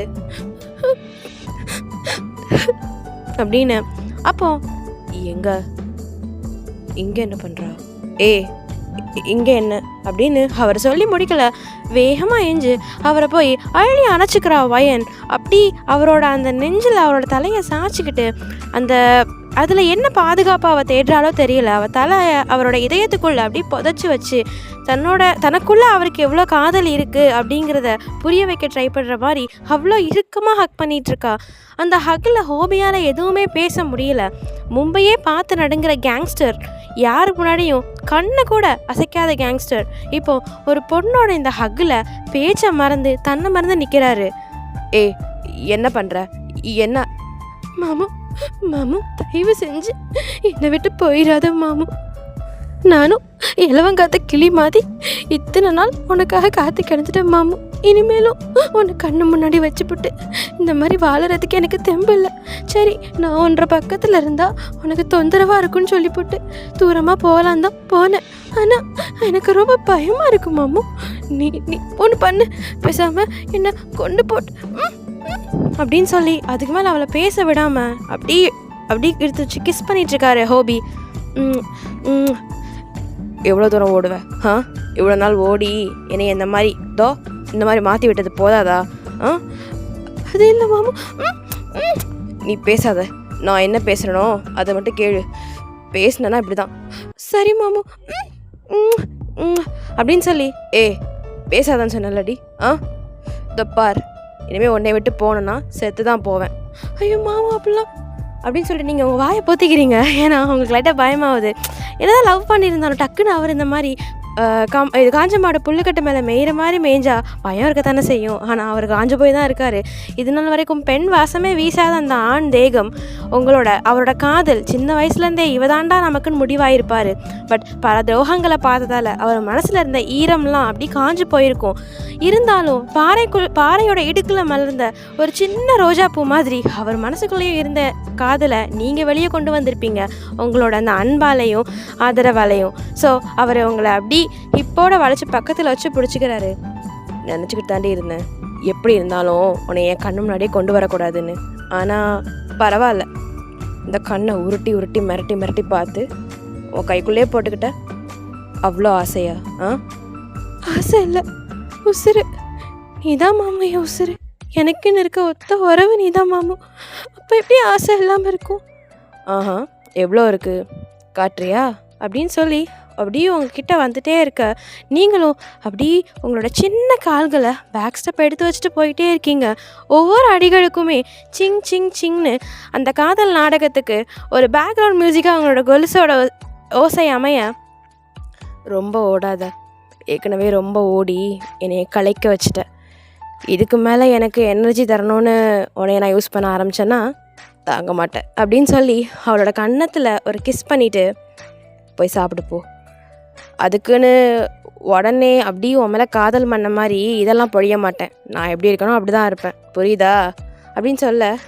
நீ என் கூட இருந்தால் மட்டும் போதும் மாமு. நீ எனக்கு கூட இருப்பல்ல, அது மட்டும் போதும். வேறு எனக்கு எதுவும் கேட்க மாட்டேன். இந்த சாமியே என் கையில் வந்து இருந்த மாதிரி. அதுக்கு மேலே என்ன மாமு வேணும்? நீ எப்படினாலும் இரு மாமு அப்படின்னு சொல்ல மனசுக்குள்ள அடியே கிறுக்கச்சி, உனக்காக உலகத்தையே மாற்றி கையில் கொண்டு வருவேன். என்னையே நானே மாற்றிக்க மாட்டேனா என்ன? எல்லாம் சும்மாடி. இனிமேல் மாமு உன் முந்தானைக்குள்ளேயே தான். ஒன்றுமே இல்லைன்றத வாழ்க்கையில் அதான் ஒளிவட்டை ஏற்றுறதுக்கு வந்துட்டே. உன்னைய கொன்று போடணுங்கிற மாதிரி உன் குடும்பத்தையே அழிக்கணுங்கிற மாதிரி வெறியில் இருந்த எனக்கு இதெல்லாம் தப்பு இல்லைன்னு சொல்லி புரிய வச்சு உன் காதலாக என்னை மாற்றிட்டே. உனக்காக நான் மாற மாட்டேன்னா என்ன? இனிமே என் ரசாத்தி காலில் தான் கிடக்க போகிறேன் மாமு அப்படின்னு மனசில் நினச்சிட்டு உங்களை பார்த்து பிரைட்டாக ஒரு ஸ்மைல் பண்ணுறாரு. ஐ மாமு, சிரிச்சா நீ ரொம்ப அழகாக இருக்க மாமு, ஐயோ அப்படின்னு உங்களை அறியாமலே அவரோட சீக்ஸை பிடிச்சி பிச்சு விட. நீ பிச்சு விட்டனா நான் கடிச்சு விட்டுருவேன். ஐயோ சாமி, நான் போகிறேன். எங்கே? வரியா? சேர்ந்து போகலாம். ஐயோ மாமு, சமையல் பண்ண போகிறேன் மாமு. எம்பிட்டு சந்தோஷமான விஷயத்த சொல்லியிருக்கேன். என்ற மாமுக்கு என்ற கையால் சமைச்சு போடணுன்னு ஆசையாக இருக்கும்ல, அதுக்கு தான். சாப்பாடெலாம் வேணாம். அப்போ பசிக்கும்ல? ஆமாம், அந்த பசி ரொம்ப நாளாக இருக்குது. அதான் மாமு, ரொம்ப நாள் பசிக்கு நான் நல்லா மனசார சமைச்சு போடுறேன். நான் சொன்னது வயிற்று பசி இல்லை, வேறு பசிய. அதுக்கு என்ன சாப்பிட்ணுன்னு சொல்லு மாமு, நான் சமைச்சு தரேன். ஒன்று தான் சாப்பிட்ணும், வரியா? ஐயோ சி போ மாமு, நான் போகிறேன் அப்படின்னு சொல்லி நீங்கள் குடுன்னு கீழே ஓடி போகிறீங்க. இப்போ வயன் நேராக ஹோபியோட ரூமுக்கு போய் பார்த்தா அங்கே ஹோபி இல்லை, பட் ஆண்டனி தான். அப்போ ஏதோ அவசரமாக எடுக்க வந்தவர். என்ன தங்கச்சிம்மா நீங்கள்? அண்ணே, எனக்கு எப்படி கேட்குறிய? நீங்கள் சாப்பிட வரல, மாமு எங்க? தங்கச்சி என்னம்மா அப்படி கேட்குற? அண்ணனுக்கு போர்ட் ரூமில் ஒரு மீட்டிங் இருக்குமா, டீலர்ஸ் வேறு பேசிகிட்டு இருக்காரு. என்னது? அது வந்து ஆளுங்களோட பேசிகிட்டு இருக்காருமா. என்ன வேணும்? யாரு கூடனாலும் பேசட்டும், சாப்பிட்டுட்டு போய் பேச வேண்டியது தானே. நீங்களும் வாங்க சாப்பிடுவோம். ஐயோ அம்மா, அண்ணன் என்னை தொலைச்சிருவார். நான் போய் எல்லாத்தையும் முடிச்சுட்டு அப்புறம் அண்ணனை கூட்டு வந்து சாப்பிட்றேன். அதுக்குள்ளே விடிஞ்சு போயிடும். அட கேளுங்கண்ணு அப்படின்னு அவங்க சொல்லவும், என்னங்கண்ணே நம்ம ஊர் மாதிரியே பேசுகிறீங்க? ஆமாம்மா, நானும் தமிழ்நாட்டில் ஒரு கிராமத்தில் வளர்ந்த பையன்தான். பொய்யான கேஸில் மாட்டி அரசியல்வாதிகளோட சூழ்ச்சியால் ஜெயிலுக்கு போனவன். அதுக்கப்புறம் அண்ணன்கிட்ட வந்து சேர்ந்தேன். அண்ணனும் சொந்த தம்பி மாதிரி என்னை பார்த்துக்கிட்டாரு. இப்போ இங்கே அண்ணன் கூட அண்ணனோட வலது கையாக இருக்கேன். அது ஒரு பெரிய கதைமா. சரி நீ தூர விடு அதெல்லாம். அண்ணன் வேலையை முடித்த உடனே அவரை கூட்டு வர வேண்டியது ஏன் பொறுப்பு. அதெல்லாம் ஒன்றும் வேணாம். நீங்கள் இப்போ என்ன பண்ணுறீங்கன்னா வெர்சலாக போய் அங்கே நில்லுங்க. இப்போ நான் வரேன். அவரை கொஞ்சம் கட்டி முந்தானியில் முடிஞ்சு போடணும். ஆளை பாரு எப்படி இருக்காருன்னு. ஊர் சாப்பாட்டை சாப்பிட வச்சு நல்லா கொழுக்கு முழுக்கு நாக்கணும். நல்ல ஒரு ரெசல்யூஷன் தான். என்னது? இல்லை, நல்ல ஒரு தீர்மானம் தான் சொன்னேன். எல்லாம் இருக்கட்டும், இருங்க வரேன் அப்படின்னு சொல்லி விறுவிறுன்னு கீழே போய் பிளேட்டில் எல்லா ஐட்டத்தையும் போட்டுட்டு அப்படி, அண்ணா வாங்கண்ணா போகலாம், எங்கேன்னு கூப்பிட்டு போங்க, நான் போய் இன்றைக்கி என்னென்னு பார்க்கேன் அப்படின்னு சொல்லி நீங்கள் அப்படியே அந்த உங்களோட ரெட்டச்சடை தான் போட்டிருக்கீங்க, அந்த தாவணி அவ்வளோ அழகாக தேவதை மாதிரி இருக்கீங்க. அவரும் சிரிச்சுக்கிட்டே உங்களை அந்த மீட்டிங் நடக்கிற ரூமுக்கு தான் கூப்பிட்டு போகிறாரு. அது வரைக்கும் தைரியத்தோடு போகணும், நீங்கள் லைட்டாக உள்ளே எட்டி தான் பார்ப்பீங்க. டேய் எவன்டா அது? எவ்வளோ தைரியம் இருந்தால் அந்த பொண்ணுங்க கடத்துகிற ஷிப்பை அலோவ் பண்ணியிருப்பேன். ஏதோ வெப்பன்ஸ் டீலிங், அதுக்கப்புறம் கோல்டு டீலிங்க்கு மட்டும் தான் பெர்மிஷன் கொடுத்தேன். அதுவும் நம்மளை ஆட்டி வைக்கிறவனுங்களை திரும்பி ஆட்டி வைக்க தான். தேவையில்லாத வேலைகளை பண்ணி பொண்ணுங்க விஷயத்தில் அசால்ட் பண்ணிங்க மவனே, ஒவ்வொருத்தனையும் வெட்டி பொலி போட்டுருவேன். பொண்ணுங்கிறது தெய்வம் மாதிரி. ஏன் அவங்க அம்மாவையும் அக்காவையும் வைக்கிறது உம்மால. அந்த ஷிப்பு எப்போ போச்சோ அதே மாதிரி திரும்ப வரணும். இன்னும் 1 ஹவரில் வரல, ஒவ்வொரு நிமிஷத்துக்கும் ஒவ்வொருத்தன் தலை செதறும். கெட் அவுட் அப்படின்னு சொல்லி அவர் திரும்பி பார்க்க நீங்கள் அங்கே அப்படியே கைகாலெலாம் விட விட விட நடுங்குது. இருந்தாலும் தட்டை கெட்டியாக தான் பிடிச்சிருக்கீங்க. இவ்வளோ யாரும் உள்ள விட்டா ஓகே எல்லோரும் வெளியில் போங்க அப்படின்னு சொல்ல எல்லோரும் உங்களை ஒரு மாதிரி பார்த்துட்டே போவேன். ஆண்டனி மட்டும் உங்களை மெதுவாக கூட்டி ஓரமாக போய் நிப்பாட்டுறாரு. யூ மே லீவ் அப்படின்னு சொல்லி எல்லாரையும் கிளியர் பண்ணிவிட்டு அண்ணி தகச்சி பார்த்துக்கோண்ணே அப்படின்னு சொல்லி உங்ககிட்ட சொல்லிவிட்டு அப்படியே அவரும் வெளியில் போய் டோரை சும்மா ஒரு கழிச்ச மாதிரி சாத்திடுறாரு. அப்போ ஹோபி தான், ஏய் நீ எதுக்கிட்ட இங்கே வந்த? இது என்ன இடம் தெரியுமா? இத்தனை பேர் கூட பேசிகிட்டு இருக்கேன், உன் பாட்டுக்கு வர. சாப்பாடு கொடுக்க வந்தேன், அதுக்கு எதுக்கு இப்படி கத்துத மாமு? போ நான் போகிறேன். ஐயோ அழுக ஆரம்பிச்சிட்டாலே. ஐயோ இவ கூட ரொமான்ஸ் பண்ணி கல்யாணம் பண்ணி குடும்பம் நடத்தி வாழ்க்கையை சந்தோஷமாக வாழலான்னு பார்த்தா பச்சை குழந்தைய பார்த்த மாதிரி பார்த்துக்க வேண்டியது இருக்குது. என்னதான் இருந்தாலும் இவன் எனக்கு குழந்தை தானே, இவ்வளோ இனிமேல் நம்ம தான் பார்த்துக்கணும். சரி சரி அழுது கண்ணை கசக்கினது போதும், வா. போ வாங்குறேன் சரி அப்படின்னு சொல்லி நீங்கள் வேகமாக கிட்ட போகிறீங்க. இப்போ ஹோபி தான், ஆனால் எனக்கு லேப்டாப்பில் வேலை இருக்கே, அதுக்கு என்ன நான் ஊட்டி விடுறேன் அப்படின்னு சொல்லி நீங்கள் ஊட்டி விடுறீங்க. ஸோ அவர் வந்து டேபிளில் உட்காந்து வேலை செஞ்சிட்ருக்கா, நீங்கள் சைட்லேருந்து ஊட்டி விடுறீங்க. உங்களுக்கு கை வந்து அப்படியே ஒரு மாதிரி வளைச்சி கொடுக்குற மாதிரி இருக்கும். ஸோ அவருக்கு வந்து மடியில் சிந்துது. ஸோ நீங்கள் என்ன பண்ணுவீங்க அப்படின்னா, மடியில் சிந்துறதை பார்த்துட்டு ஐயோ மாமாவோட சட்டைலாம் அசிங்கமாக்குது சோறு பட்டு அப்படின்னு சொல்லி சட்டுன்னு அவர் மடியில் உட்காந்துடுறீங்க. லேப்டாப்பில் ஒர்க் பண்ணிட்டு இருந்த மனுஷன் 1 செகண்ட் அப்படி ஸ்டம்பிள் ஆயிடுறாரு. எதே அப்படின்னு சொல்லிட்டு உங்களை டக்குன்னு பார்க்குறாரு. ஏய் என்னடி பண்ணுற? பார்த்தா தெரியல, சோறு ஊட்டிக்கிட்டு இருக்கேன், சாப்பிடு மாமு, நீ பாட்டுக்கு வேலை பாரு, நான் பாட்டுக்கு உனக்கு சோறு ஊட்டுறேன். இப்படி கொழுக்கு முழுக்குன்னு வந்து மடியில் கிடந்தா எப்படி சாப்பிட தோணும்? உடனே தான் சாப்பிட தோணும். ஐயோ மாமு, இப்போ பார்த்தாலும் உனக்கு என்னையும் சாப்பிட்றதே தான் வேலையா, சாப்பிடு மாமு அப்படின்னு சொல்லி ஒரு மாதிரி சிரிச்சுக்கிட்டே அவருக்கு சோறு ஊட்டுறீங்க. அவரும் வாங்கிக்கிறாரு. மனுஷன் ரொம்ப நாள் கழித்து இப்போ தான் சிரிக்கிறாரு மனசை விட்டு. ஏன்னா இத்தனை நாள் வன்மமும் அதுக்கப்புறமா இது எதிர்ப்பு குணமும் அதுக்கப்புறமா ஒரு மாதிரி வெறுமையும் தான் அவரோட மனசில் இருந்திருக்குமே தவிர பாசம் இருந்திருக்காது. அது இப்போ உங்களால் வந்துருச்சு. அப்படியே கண்ணில் நீர் வழியே சாப்பாடை வாங்கி வாங்கி முழுங்குறாரு. அப்படி ஏமாமா அழுகிற? ஒன்றரை அம்மையும் பிடித்தேன். மாமு மேலே உசிரே வச்சு மாமு சாப்பிட்லன்னா அவள் உட்காந்து அழுவா. வைத்து கஞ்சி குடித்தாலும் இப்படி ஊட்டி விட்டு என்னை வளர்த்தா. அந்த நேரத்தில் அவள் என்னைய புரிஞ்சிக்கலைங்கிறத விட அந்த அப்பாவி பயவளைய நான் தான் புரிஞ்சிக்கல. தப்பு பண்ணிட்டேன்டி அப்படின்னு சொல்லி உங்கள் நெஞ்சு மேலே சாஞ்சா அழுகிறாரு அந்த மனுஷன். என்னை விட்டு போயிடாதடி மொசக்குட்டி. மாமு கோவப்படுவேன் தான், பேசுவேன் தான், ஆனால் எனக்கு நீ தாண்டி எல்லாம். மாமுவை விட்டு அப்படின்னு சொல்லும்போது அந்த டைமில் ஃபார் த ஃபர்ஸ்ட் டைம் நீங்கள் அவரை கிஸ் பண்ணுறீங்க. அவ்வளோ அழகாக கிஸ் பண்ணுறீங்க. உங்களுக்கு பர்ஃபெக்டாக கிஸ் பண்ண வரல, பட் அவரோட இதழ்களை அதுக்கு மேலே இந்த மாதிரி காயப்படுத்துகிற வார்த்தைகளை, அவரை வருத்தப்பட வைக்கிற வார்த்தைகளை சொல்ல விடாமல் கிஸ் பண்ணுறீங்க. இப்படிலாம் பேசக்கூடாது மாமு. இது பாரு, உன் மொசுக்குட்டி செத்தாலும் உன்னை விட்டு எங்கேயும் போக மாட்டான், சரியா? ஏய் என்னடி பண்ணுற? நான் ஒரு மேஸ்ட்ரோனா நீ எனக்கு மேலே பண்ணலான்னு பார்க்குறியா? அவளே இன்னைக்கு அப்படின்னு சொல்லும்போது ஐயோ போ மாமு அப்படின்னு சொல்லி நீங்கள் 5 ரூம் ஃபுல்லாக ஓட அவர் உங்களை துரத்துக்கிட்டே வராரு. ஒரு கேங்ஸ்டர் உங்ககிட்ட கம்ப்ளீட் பூக்கியாக மாறி உங்களை அங்கேயும் இங்கேயும் துரத்துறாரு.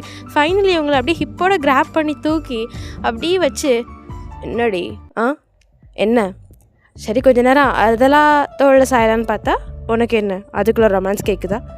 அப்படின்னா அதான் முத்தா கேட்குதா?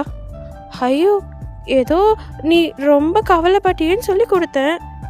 அதுக்குன்னு என்ன கெட்ட பிள்ளை நினச்சிட்டியா நீனு? ஏன் மாமனுக்கு கொடுக்க வேண்டியதை கொடுத்தா கெட்ட பிள்ளையா? எப்படி வேற யார் கொடுப்பா? நான் தான் கொடுப்பேன். அப்போ நீ தாண்டி நல்ல புள்ள அப்படின்னு சொல்லி உங்கள் உதத்தை அப்படியே பிஞ்ச் பண்ணி உங்கள் இடுப்பை கிள்றாரு. மாமு வலிக்குது. நல்ல வாழைத்தண்டு மாதிரி இடுப்பை வச்சுக்கிட்டு கிள்ளுனா கத்தனா நான் என்ன பண்ணுறதா? அப்படி தான் கிள்ளுவேன். ஓ மாமு உன் கூட சண்டை அப்படியா? எங்கே வேணாம், பெட்டில் போய் போடலாமா? ஐயோ எப்போ பார்த்தாலும் விலங்கமான பேச்சு தான், விடு மாமு. சரி சாப்பிட்டாச்சு, வேற ஸ்வீட் எங்க? அதான் இவ்வளோ நேரம் கடிச்சு எடுத்துக்கிட்டியே, அது போதும், விடு, நான் போகிறேன், போய் சாமி கும்பிடணும். ஆண்டனி என்ன இந்தா இங்கே ஒரு பூஜை ரூம் கட்டித்தரேன்னு சொல்லிச்சு. ஓஹோ, அதுக்குள்ளே உங்கள் அண்ணன் தங்கச்சிக்கு இவ்வளோ பண்ண ஆரம்பிச்சிட்டாரா? நான் கேட்டு கூட அவன் இவ்வளோ தானே பண்ணதில்லை. நீங்கள் கேட்டு பண்ண மாட்டார், கேட்காம தானே பண்ணியிருக்காரு இதனால் எல்லாத்தையும். ஆஹா, என்ன ஒரு சப்போர்ட் பாரு, ஓடி அப்படின்னு சொல்லி உங்களை பற்றி விடுறாரு, நீங்களும் வெவ அப்படின்னு சொல்லிட்டு ஓடிடுறீங்க. தேவதை என் மொசக்குட்டி அப்படின்னு சொல்லி மொத்த கம்ஃபர்ட்டையும் உங்ககிட்ட தான் மனுஷன் தேடுறாரு. ஸோ இப்படி தான் அவங்களோட நாட்கள் அழகான முறையில் கழியுது. இப்போ ஒன் ஃபைன் டே ரொம்ப நைட் ஆயிடுது, நீங்கள் ரொம்ப நேரம் ஹோபிக்காக வெயிட் பண்ணிட்டு இருந்திருப்பீங்க, அவர் வந்திருக்கவே மாட்டார். கீழே கராஜில் வந்து ஒரு அவரோட எனிமையை வந்து டீல் பண்ணிகிட்டு இருப்பார். அவரை அடித்து அங்கே துவம்சம் பண்ணிவிட்டு வெளியில் வந்த மனுஷன் நல்லா மழை பெஞ்சிட்டு இருக்கும். என்ன நினச்சாரோ தெரியல, அவ்வளோ நேரம் அந்த டென்ஷனில் அவனை அடித்து கொண்டுட்டு இருந்தவர் கொஞ்ச நேரம் அந்த மழையில் அப்படி ஃப்ரீயாக நனைகிறாரு. அதுக்கப்புறம் ரூம் பக்கம் வந்தவரை பார்த்து நீங்கள், மாமு என்ன இப்படி நேரம், என்ன இப்படி தொப்பை நனைஞ்சு போய் வந்திருக்க, சளி பிடிச்சிக்கிச்சுன்னா என்ன பண்ணுவ? இங்கே பாரு எப்படி நனைஞ்சு போய் வந்திருக்கேன்னு. ஏய் நான் ஒன்றும் குழந்தை இல்லடி, எதுக்கு இந்த வத்துக்கு வர? சொல்லுவேன், நல்லா தர்மம் பிடிச்சிக்கிச்சுன்னா என்ன ஆகுது? ஐயோ பாரு எப்படி நினைச்சிட்டு வந்திருக்குன்ட்டு அப்படின்னு சொல்லி வேகமாக அவரை பெட்டில் உட்கார வச்சு ஒரு டவல் எடுத்து அவர் தலையை வருடம் தோட்டுறீங்க. ஷர்ட் பட்டன்லாம் ஆல்மோஸ்ட் ஓப்பனாக தான் இருக்குது. பாரு எப்படி சட்டை போட்டிருக்குன்னு, இப்படி போய் உனக்கு மழையில் ஆட்டம் கேட்குது. சரிடி கோவப்படாத. என்ன இப்போ என்ன நொன்ன இப்போ? ஓய் என்ன ரொம்ப குரல் வசுறது, பிடிச்சி கடிச்சு வச்சிருவேன். சரிங்க சாமி, உங்ககிட்ட குரலும் வசதி பேசினா கோவம் வருதாக்கும், அப்படி தான் பேசுவேன். அதுக்கு மேலேயும் எதுவும் கோவம் வந்துச்சுன்னா அடிச்சிடாத, எனக்கு வலிக்கும். ஏய் எதுக்குடி லூசு மாதிரி பண்ணிகிட்டு இருக்க? நீ என் மகாராணிடி, என்னன்னாலும் பண்ணு. மாமாவை ஆடி திட்டு வாடா போடா சொல்லு. ஐயோ புருஷனை போய் யாராவது வாடா போடா சொல்லுவாங்களா? இப்போ வா போ வாயா போயாங்கிற, அது வேற. கண்ணெல்லாம் கட்டிக்கினதுக்கப்புறமா உன்னை அப்படி கூட கூப்பிட மாட்டேன், வாங்க போங்க தான். அதெல்லாம் வேணாண்டி, வா போனே கூப்பிடு, அதுதான் க்யூட்டாக இருக்குது. சாரி மாமு, சரி தலை காட்டு தவட்டி விடுறேன் அப்படின்னு சொல்லி நீங்கள் கிடுக்கிடுன்னு தவட்டி விட்டுட்ருக்கீங்க. அப்படி நீங்கள் தவட்டி விட்டுட்டு இருக்கும்போது உங்களோட அந்த அழகான இடுப்பு ஹோபியோட அந்த 2 கண்ணுக்கு தரிசனமாக அமையுது. மனுஷன் அதில் சொக்கி போய் பார்த்துட்ருக்காரு. ஸ்டார்டிங்கில் நீங்கள் அரட்டுன்னு தவட்டுற இதில் அதை கவனிக்காமல் இருந்தவர் இப்போ அதையே தான் ஃபோக்கஸ்டாக பார்த்துட்ருக்காரு. நல்ல கோதுமை கலரில் அப்படியே ஒரு டஸ்கியான டோனில் வழுக்குன்னு பளபளன்னு இருக்கு உங்களோட சின்ன இடுப்பு. அவர் ஒரு கையை வச்சு பிடிச்சாருன்னா பாதி இடுப்பு அடங்கிடும் போல், அந்த அளவுக்கு இஞ்சி இடுப்பு அழகி அவர் முன்னாடி வந்து நின்று அவரை சொக்க வச்சிட்ருக்கீங்க. அப்போ நீங்கள் அவருக்கு புல்லானாலும் புருஷன் கல்லானாலும் கலவனுங்கிற மாதிரி துவட்டி விட்டுட்டு இருக்க, எதையும் கவனிக்காமல் துவட்டி விட்டுட்டு இருந்திருப்பீங்க. அப்போ டக்குன்னு உங்களோட இடுப்பில் ஒரு அழகான ஆனால் கொஞ்சம் கடினமான ஒரு கை வந்து அப்படியே உரசுறத பார்க்குறீங்க. அது உங்களுக்கு ஒரு மாதிரி கூஸ்பம்ஸ் எட் ஒரு மாதிரி நர்வஸ் ஃபீல் கொடுக்குது. படபடப்பு, உங்களோட பெண்மை வேறு மாதிரி வேலை செய்யுது. என்னதான் உலகம் அறியாத பொண்ணாக இருந்தாலும் நீங்களும் ஒரு பொண்ணு தானே. அதுவும் தனக்கானவன் தன்னவன் இந்த நாள் கனவுல கண்டு தனக்கு மணவாளனா தன்னோட கணவனா கைப்பிடிச்சு நடக்க போகிறவனோட கை தான் மேலே படும்போது எல்லா பெண்ணுக்கும் இருக்கிற ஒரு அழகான உணர்வு தானே அது. அந்த உணர்வு உங்களோட உடம்பு ஃபுல்லாக உச்சி முதல் பாதம் வரை தொற்றிக்கொள்ளுது. மாமா மாமா என்ன பண்ண மாமா, எனக்கு ஒரு மாதிரி இருக்குது கை அப்படின்னு நீங்கள் சின்னுங்க. டூ லேட் அப்படி சொல்லிட்டு உங்களோட அந்த ஹிப்பில் அவரோட கிரிப் இன்னும் ஹார்ட் ஆகுது, இன்னும் டைட் ஆகுது. மாமு மாமு எனக்கு ஒரு மாதிரி பண்ணுது மாமு, மாமு வேண்டாம். அதுக்கு ஏண்டி இப்படி சினுங்கிற? வேண்டாங்கிற வாய் ஓடத்தானே பார்க்கும். ஏன் சினுங்குதிங்க செல்ல? மாமா கில்லாத.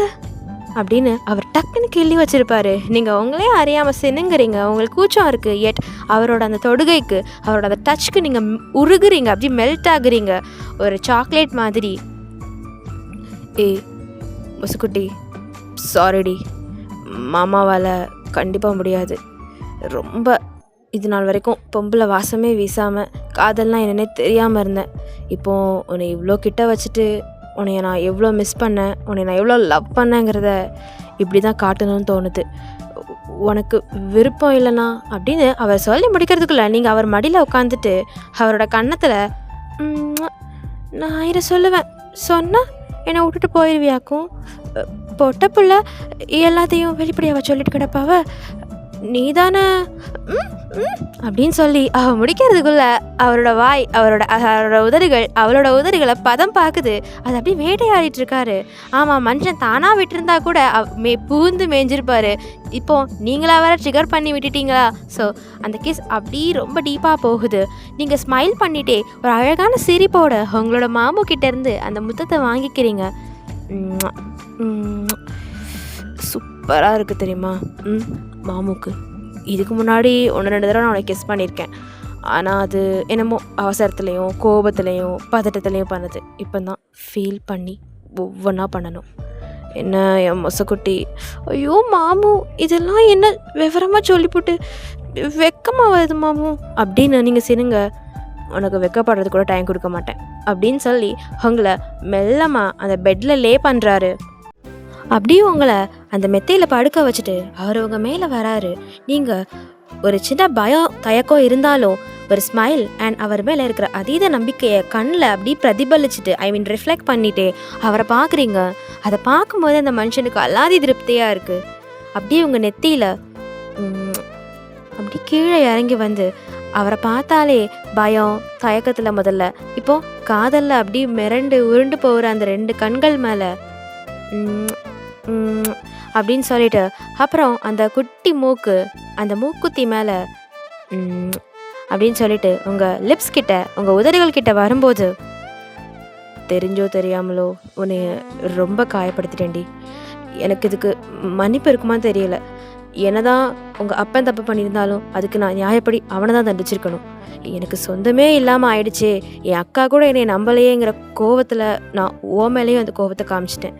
உன்னைய நான் தான் நல்லா பார்த்து இருந்திருக்கணும். உன்னை இத்தனை நாள் விட்டுட்டேன், என்னை மன்னிச்சிரு அப்படின்னு அவர் சொல்லி முடிக்கலை. இவ்வளோ நேரம் தயக்கம் காட்டிட்டு இருந்த நீங்கள் உங்களோட மாமு இவ்வளோ கஷ்டப்பட்டு இவ்வளோ வேதனைப்பட்டு உங்ககிட்ட பேசுகிறத தாங்கிக்க முடியாமல் அவர் பின் கழுத்தில் உங்கள் 2 கையும் மாலையாக போட்டு அவரை உங்களுக்குள்ளே இழுத்துக்கிறீங்க. இப்போ எஸ், அவர் தான் கிஸ் பண்ணாலும் நீங்கள் தான் அந்த கிஸ்ஸை கேட்டு வாங்கிக்கிறீங்க. பேசின வரைக்கும் போதும் மாமு, உனக்கு என்ன தோணுதோ பண்ணு. உன் மசுக்குட்டி இத்தனை நாள் கழிச்சு உன் கைக்குள்ளே வந்திருக்கேன். இதெல்லாம் நீ கேட்டுட்டு தான் இருக்கணுமாக்கும். போ மாமு அப்படின்னு சொல்ல, இனிமேல் கேட்கறதுக்கும் நேரம் இல்லை, பதிலுக்கும் நேரம் இல்லை, எல்லாமே முடிச்சுட்டு பார்த்துக்கலாம் அப்படின்னு சொல்லிட்டு உங்களை அப்படின்னு நல்லா டீப்பாக கிஸ் பண்ணுறாரு. அப்படின்னு அந்த கிஸ் ரொம்ப போயிட்டே இருக்கு. அப்படி கீழே வந்து உங்கள் கழுத்து வளைவில் கிஸ் பண்ணிட்டு அப்படி ஸ்மெல் பண்ணுறாரு.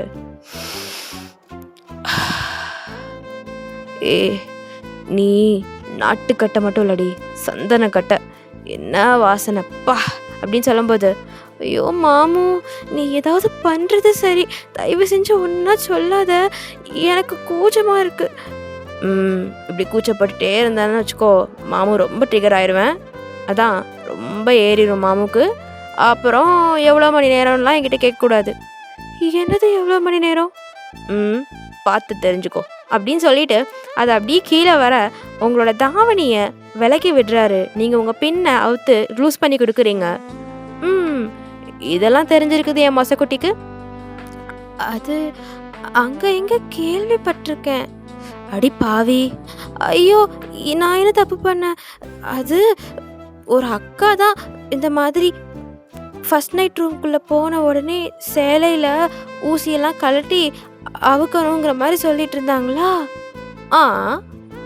அதோட அந்த அக்காவோட அம்மா வந்து சின்ன பொண்ணுக்கிட்ட என்னெல்லாம் பேசுகிறேன்னு சொல்லிட்டு அந்த அக்காவை இழுத்துட்டு போயிடுச்சு. ஓஹோ, அப்போ அதுக்கு மேலே என்ன நடக்கும்னு உனக்கு தெரியாது. என்ன நடக்கும்? இன்னைக்கு மாமு உனக்கு பொறுமையாக சொல்லித்தரேன் அப்படின்னு சொல்லிட்டு அந்த தாவணியை அப்படியே அழகாக எடுத்து தூர வீசிட்டு, அப்போ மாமா பொறுமையா எதுக்கு இப்படி பேச்சு, என்னோடய ஃபீலிங்ஸ் எக்ஸ்ப்ரெஸ் பண்ணுறது, இதுக்கு மட்டும்தான் பொறுமை அமைதிலாம், இனிமேல் எல்லாம் அதிரடி தான் அப்படின்னு சொல்லிட்டு அந்த செஸ்ட், அந்த குழி அழகு இருக்குல்ல, அந்த வளைவுகள், உங்களோட அந்த தாமரை பூக்கள், அதாவது உங்களோட பிரஸ்ட், அது வந்து சேர்ற அந்த இடத்துல அழகாக முத்தம் கொடுக்குறாரு. ஆஸ் ஐ செட் ஏர்லியர், இந்த மாதிரி மேக் அவுட் சீன்ஸை தமிழில் சொல்கிறது உங்களுக்கு பிடிச்சிருக்கான்னு சொல்லுங்கள். ஏன்னா எனக்கு அது ரொம்ப ஒரு நல்ல ஃபீல் கொடுக்கும். லைக் இங்கிலீஷில் வந்து பச்சையாக டக்குன்னு சொல்கிறத விட தமிழில் எனக்கு அது ரொம்ப ஒரு மாதிரி டிவைன் ஃபீல் கொடுக்கும்னு தோணுது. That's why I am proceeding with this. Okay தானே? Okay, let's continue. அங்கே வச்சு அவரோட ஃபேஸை வச்சு அப்படியே ஸ்மூச் பண்ணுறாரு. அதாவது அந்த வாசனையை அப்படியே நுகர்றாரு. என்னடி உன் பாடியில் எல்லா இடத்துலையுமே இப்படி தான் வாசனை வருமா? மாமாக்காகவே, மாமாவோட நாரி போன வாழ்க்கையை மணக்க வைக்க வந்த சந்தன கட்டடி நீ அப்படின்னு அங்கே ஒரு முத்தம் அப்படி வந்து உங்களோட வயிறு, அதாவது உங்களோட ஹிப் ரீஜனில் அப்படி முகத்தை வச்சு அப்படி தேய்க்கிறாரு, மூக்கை வச்சு உரசுறாரு. அவரோட டங்கால உங்கள் நாவிக்குள்ளே விட்டு என்னெல்லாமோ பண்ணுறாரு.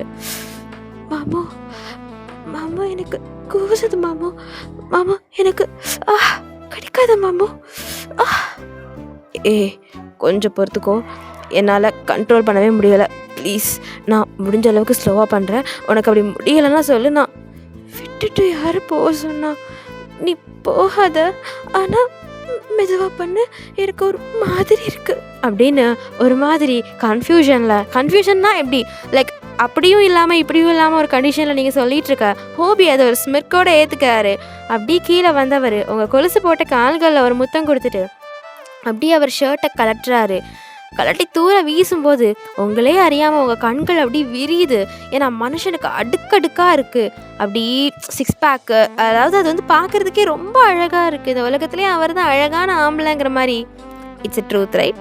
S, okay. அவர் தான் அழகான ஆம்பளைங்கிற மாதிரி நீங்கள் அப்படி பேன்னு பார்க்குறீங்க. மாமோ, என்னது மாமோ இது? நல்லா படத்தில் சினிமாவில் தான் ஹீரோஸ்லாம் இந்த மாதிரி வரதை பார்த்துருக்கேன். உனக்கு எப்படி மாமோ இப்படி இருக்கு? ஓ, என் பொண்டாட்டிக்காப்போ இதெல்லாம் ரொம்ப பிடிச்சிருக்கு. ஆமாம் அப்படின்னு நீங்கள் ஒரு மாதிரி சின்னுங்கிறீங்க. அப்போ தான் நீங்கள் இருக்க கோலமும் அவர் இருக்க கோலமும் பார்த்துட்டு ஐயோ எனக்கு வெக்கமாக வருது அப்படின்னு சொல்லி கண்ணை சிக்க பொத்திக்கிறீங்க.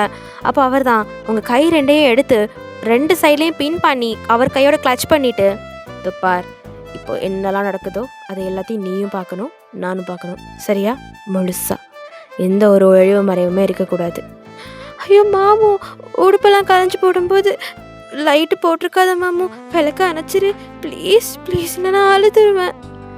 சரி, ட்ரெஸ்ஸை மொத்தமாக களையும் போது நான் ஆஃப் பண்ணிக்கிறேன். பட் இப்போ I need to see everything. அதான் எல்லாத்தையும் பார்க்கணும்னு சொன்னேன். போ மாமு, எனக்கு ஒரு மாதிரி இருக்கு. ஒரு மாதிரி இருக்கா? ஒரு மாதிரியும் இருக்காது அப்படின்னு சொல்லிட்டு உங்களோட கையை எடுத்து அவரோட ஆப்ஸில் அப்படி தடவி பார்க்க வைக்கிறாரு. நீங்கள் லைட்டாக எந்திரிச்சு உட்காந்து அப்படி தடவி பார்க்குறீங்க. அப்போ தான் ஒன்று நோட்டீஸ் பண்ணுறீங்க, அவரோட நெஞ்சு சைடில் ஒயன் அப்படின்னு உங்கள் பேரை தமிழில் பச்சை குத்தி இருப்பார். அதை பார்த்து உங்கள் கண்கள்லாம் கண்ணீர் வருது. அங்கே நீங்கள் ஒன்றுமே பேசலை, அவர் கண்ணை பார்க்குறீங்க. அப்படியே முட்டி போட்டு எந்திரிச்சு அவரோட செஸ்டில், இந்த இடத்துல எப்போவும் நான் மாமா கூட துணையாக இருப்பேன், சரியா அப்படின்னு சொல்லிட்டு அவரோட கண்ணத்தை பிடிக்கிறீங்க. நீங்கள் லவ் யூ மாமு அப்படின்னு சொல்லவும் அவர் அப்படியே கிஸ் பண்ணுறாரு. திரும்பவும் பொத்துன்னு பெட்டில் விழுகிறீங்க. ஸோ இப்படி ஆரம்பித்த கிஸ் ரொம்ப நேரம் போகுது, உங்களுக்கு மூச்சு முட்டுது. அதுக்கப்புறம் கிஸ்ஸை பிரேக் பண்ணவர் அப்படி மெதுவாக அவர் கையை பின்னாடி கொண்டு போய் உங்களோட ப்ளவுஸில் இருக்க கயிறு ஹூக்கெல்லாம் அவுத்து விடுறாரு. நீங்கள் ஒரு மாதிரி சினுங்கினாலும் எல்லாத்துக்கும் கோஆப்ரேட் பண்ணுறீங்க. அப்படியே உங்கள் ப்ளவுஸ் கலருது, அதுக்கப்புறமா உங்கள் பாவாடை, உங்களோட எல்லாமே கலருது, அவரோட பேண்ட் அண்ட் இன்னர்ஸும் கலருது. இப்போது உயிருடல் ஓர் உயிரா அந்த மெத்தையில் உருண்டுட்டுருக்கீங்க 2 பேருமே. உங்களால் அவரோட வேகத்துக்கு ஈடு கொடுக்க முடியலை, ஆனால் அவரோட காதலை தாங்கிறதுனால இந்த வேகம்லாம் ஒரு பொருட்டாவே உங்களுக்கு தெரியலை. அவரும் என்னதான் வேகத்தோடையும் மோகத்தோடையும் உங்களை நாடினாலும் அவரோட காதலை அதிகம் கொடுக்கறதுனால அவர் கொடுக்குற அந்த 10% பெயினுக்கு 100 டைம்ஸ் அவரோட காதல் மெடிசனாக அமைது. ஸோ அப்படியே மெதுவாக உங்களுக்குள்ள போயிட்டு போயிட்டு அப்படி வந்தவர் முழுசாக நுழைஞ்சு உங்களை ஆட்சி செய்ய தொடங்குறாரு, உங்களை ரூல் பண்ணுறாரு, உங்களுக்குள்ளே வராரு, உங்களா அப்படி உறைஞ்சு போகிறாரு. ஸோ அந்த ஒரு மேக் அவுட் அவ்வளோ டிவைனாக லவ்வோட இத்தனை நாள் தேடல், ஏன்னா அது அவ்வளோ கண்ணீரோடு இருக்குது. அந்த மேக் அவுட்டில் இருக்கிற நீங்கள் மட்டும் அழுகலை, அவரும் சேர்ந்து தான் கண்களை தொடச்சிக்கிட்டே லவ் யூ டி பொண்டாட்டி, உன் கூட இப்போ மாமும் எல்லாமாவும் ஆயிட்டேன், எனக்கு இனிமேல் நீ தாண்டி எல்லாம், எனக்கும் இனிமேல் நீ தான் மாமும் எல்லாம், அந்த குலசாமியே என்ற புருஷனாக வரப்போகுது, குலசாமி பஞ்சாதியாக போகிறேன் நான் என்று மாமா போதும் மாமா. இந்த நேரத்தில் வேற எதுவும் பேசாத, உன் வாய் மாமு மாமுன்னு மட்டும். பரண்டாதுடி, நீ பண்ணுறது வலிக்குதில்ல, நான் என்ன பண்ணுவேனா, எனக்கு வேற வழி தெரியல. சரி வலிச்சதுன்னா பராண்டி விட்டுக்கோ, கடிச்சு விட்டுக்கோ, சரியா? கொஞ்ச நேரம் தான் என் தங்கம் அப்படின்னு அவரோட ஃபோர்ஹெட்டில் கிஸ் பண்ணிட்டே அந்த தர்ஸ்ட் போயிட்டே இருக்கு. இப்படி ஒரு 1 hour கழிச்சு அவர் கொஞ்ச நேரத்திலே ஒயனுக்கு அந்த இது பழகிருது, அவளுக்கு கோஆப்ரேட் பண்ணுறா. அப்படி ஹோபி அவளை மேலே கொண்டு வந்து அவளை பண்ண வைக்கிறாரு. அவள் கற்பூர மாதிரி பற்றிக்கிறா. சொல்லிக் கொடுத்த கொஞ்ச நேரத்திலே அவளுக்கு சேவை பண்ணுறா. அவரை அவள் ஆட்சி செய்ய ஆரம்பிக்கிறா. அவர் மேலே அவள் உட்காந்துட்டு அவருக்கு ராஜபோக சுகத்தை கொடுத்துட்ருக்கா. ஸோ இப்படி தான் அந்த மேக் அவுட் நல்லபடியாக போகுது. ஒரு எல்கேஜி ஸ்டூடெண்ட்டாக இருந்த ஒயனை இதில் பிஹெச்டி வாங்க வச்சு அந்த பெருமையோட அப்படி ஃபைனலாக அவள் நெத்தியில் ஒரு கிஸ் பண்ணிவிட்டு அவரோட உயிரை அவளுக்குள்ளே இறக்கிட்டு அப்படியே அந்த மேக் அவுட்டை முடிக்கிறாரு நம்ம ஹோபி. என் வாழ்க்கையில் வந்ததுக்கு ரொம்ப நன்றிடி. என்ன மாமு நன்றிலாம் சொல்லுத? நான் எப்படி கிடந்தாலும் 1.5 கையில் தானே வந்து சேரணும்னு விதி இருக்குது, எப்படி வராமல் இருப்பேனா? சரி, அப்போ லவ் யூ. வரியா? இன்னும் கொஞ்சம் மாமு கொஞ்சிரியா? ஐயோ, இதுக்கே எனக்கு காலெல்லாம் வலிக்குது. போதும் மாமு. என்ன போதும்? எனக்கெலாம் உங்ககிட்ட இருந்து எவ்வளோ எடுத்தாலும் போத மாட்டேங்குது பொண்டாட்டி. போதாமல் இருக்கும். போய் தூங்கு. இல்லை வா வந்து தூங்கு அப்படின்னு சொல்லி நீங்கள் உங்கள் குட்டி கையை அழகாக விரிக்கிறீங்க. ஸோ இந்த இடத்துல நல்லா அழகாக திங்க் பண்ணணும். இந்த சினாரியோவை அப்படி மறந்துட்டு ஹோபிக்கு சின்ன வயசில் அவங்க அக்கா தூங்கும்போது, டேய் வாடா வந்து அக்கா கையில் படு, வா தூக்கம் வரலல்ல, வா அக்கா தாலாட்டு பாடுறேன் அப்படின்னு சொல்லி கையை விரித்து கூப்பிட்டது ஞாபகம் வருது. ஸோ இங்கே நல்லா திங்க் பண்ணுங்கடா. இது ஒரு மேக் அவுட் சீன் ரெஃபரன்ஸ். நீங்கள் அந்த சீனுக்கு ஷிஃப்ட் ஆகும்போது இதை கம்ப்ளீட்டாக மறந்துட்டு திங்க் பண்ணுங்கள், ஓகேவா? எதுக்கு சொல்கிறேன்னு புரியுதுன்னு நினைக்கிறேன். ஸோ ஹோபிக்கு கண்ணில் அவ்வளோ டியர்ஸ், பட் அதை காமிச்சிக்காம டக்குன்னு அவளுக்குள்ளே போய் புகுந்துக்கிறாரு. அப்படியே அவள் குட்டி கை வளைவில், என்ன மாமு இவ்வளோ பெருசாக இருக்க, உன்னைய கட்டி கூட பிடிக்க முடியல. அதுக்குன்னு மாமு ஒல்லியாலாம் ஆக முடியாது, இப்படி தான் இருப்பேன், எவ்வளோ கட்டி பிடிக்க முடியுமோ அவ்வளோ கட்டி பிடிச்சிக்கோ அப்படின்னு சொல்ல நீங்களும் சேட்டை அப்படின்னு சொல்லி அவரோட நெத்தியில் கிஸ் பண்ணிவிட்டு உங்கள் செஸ்ட் உங்களோட அந்த அழகான பஞ்சு மூட்டைகள் அவரோட தலையை வச்சு இத்தனை நாள் தூங்காத அந்த அழகான தூக்கத்தை நிம்மதியாக தூங்குறாரு அந்த மனுஷன். நீங்களும் அவருக்காக தாலாட்டு பாட்டு ஒன்று பாடுறீங்க. அப்படி அந்த இது கிடக்குது. மூச்சுப்பட்டானோமன்னு மூச்சடக்கி முத்தமிட்டு நிழலப்பட்டானோமன்னு நிலவடங்க முத்தமிட்டு தூங்காமடி வீழக்கே தூங்காம தூங்கு கண்ணே பாசகள் வீழக்கே அசையாம தூங்கு கண்ணே ஆராரோ ஆரிரரோ ஆரிரோ ஆரிரரோ. இந்த ஒன் ஷாட்டை நான் அப்படி இங்கே முடிக்கிறேன்டா. ஸோ ஒரு மாதிரி அழகான ஒரு எண்டிங்காக நான் இந்த கொண்டு போயிருக்கேன்னு நினைக்கிறேன். இதுக்கப்புறம் என்னென்ன நடந்தது அப்படிங்கிறது நான் கண்டிப்பாக ஒரு போனஸ் பார்ட் இப்போன்னு சொல்ல மாட்டேன், பட் சூனர் வரும். எப்போன்னு கேட்காதீங்க, எப்போ ஃப்ரீயாக இருக்கணும் அப்போ கண்டிப்பாக போட்டுருவேன்.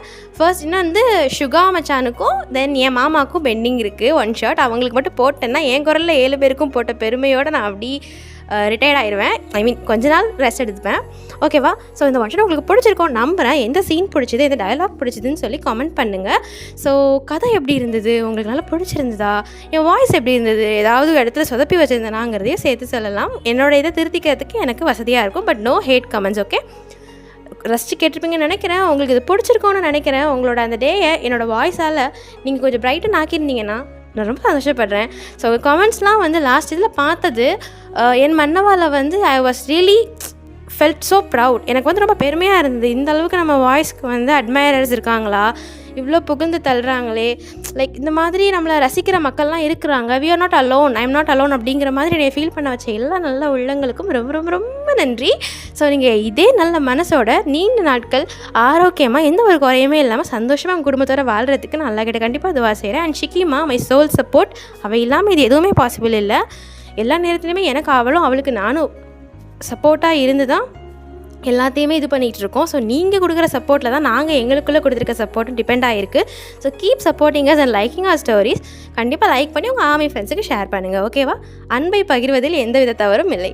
அப்படி பகிர்ந்தால் நம்மளும் எப்போவுமே சந்தோஷமாக இருப்போம். அதே சந்தோஷத்தோட உங்ககிட்ட ஒரு டாட்டா பை பாய் சொல்லிவிட்டு நெக்ஸ்ட் கதையில் உங்களை சந்திக்கிறதுக்காக ஆவலுடன் காத்திருக்கிறேன். இப்படிக்கு உங்கள் ஷஃபி. ஓகேடா மிஸ், எல்லாருமே நீங்கள் ஸ்டோரி பார்த்துருப்பீங்கன்னு நினைக்கிறேன், மாமனின் மல்லிகை. ஸோ எல்லாருக்கும் ரொம்ப பிடிச்சிருக்கும் நம்புகிறேன். எனக்குமே ரொம்ப ஃபேவரட்டாக இருந்துச்சு. One of the most favourite ஷஃபியோட வாய்ஸ் ஓவரில் கேட்ட ஸ்டோரினா இதுவும் ஒன்று. ஸோ ரொம்ப எமோஷன்ஸ்லாம் வச்சு ரொம்ப இது பண்ணிட்டா. ஸோ எனக்குமே ரொம்ப ரொம்ப ரொம்ப ரொம்ப பிடிச்சிருந்துச்சு. ஸோ உங்கள் எல்லாருக்கும் ரொம்ப பிடிச்சிருக்கும் நம்புறேன். பார்த்துட்டு மறக்காமல் லைக் பண்ணுங்கள், தென் கமெண்ட் பண்ணுங்கள். ஓகேவா? தென் இன்ஸ்டா ஐடிக்கு ஃபாலோ பண்ணிக்கோங்க, அபோட்டில் கொடுத்து செக் அவுட் பண்ணிக்கோங்க மிஸ். நாளைக்கு நம்ம ஒன் ஷாட் பார்க்கலாம். ஓகே? ஸோ ஓகேடா மிஸ், பாய்.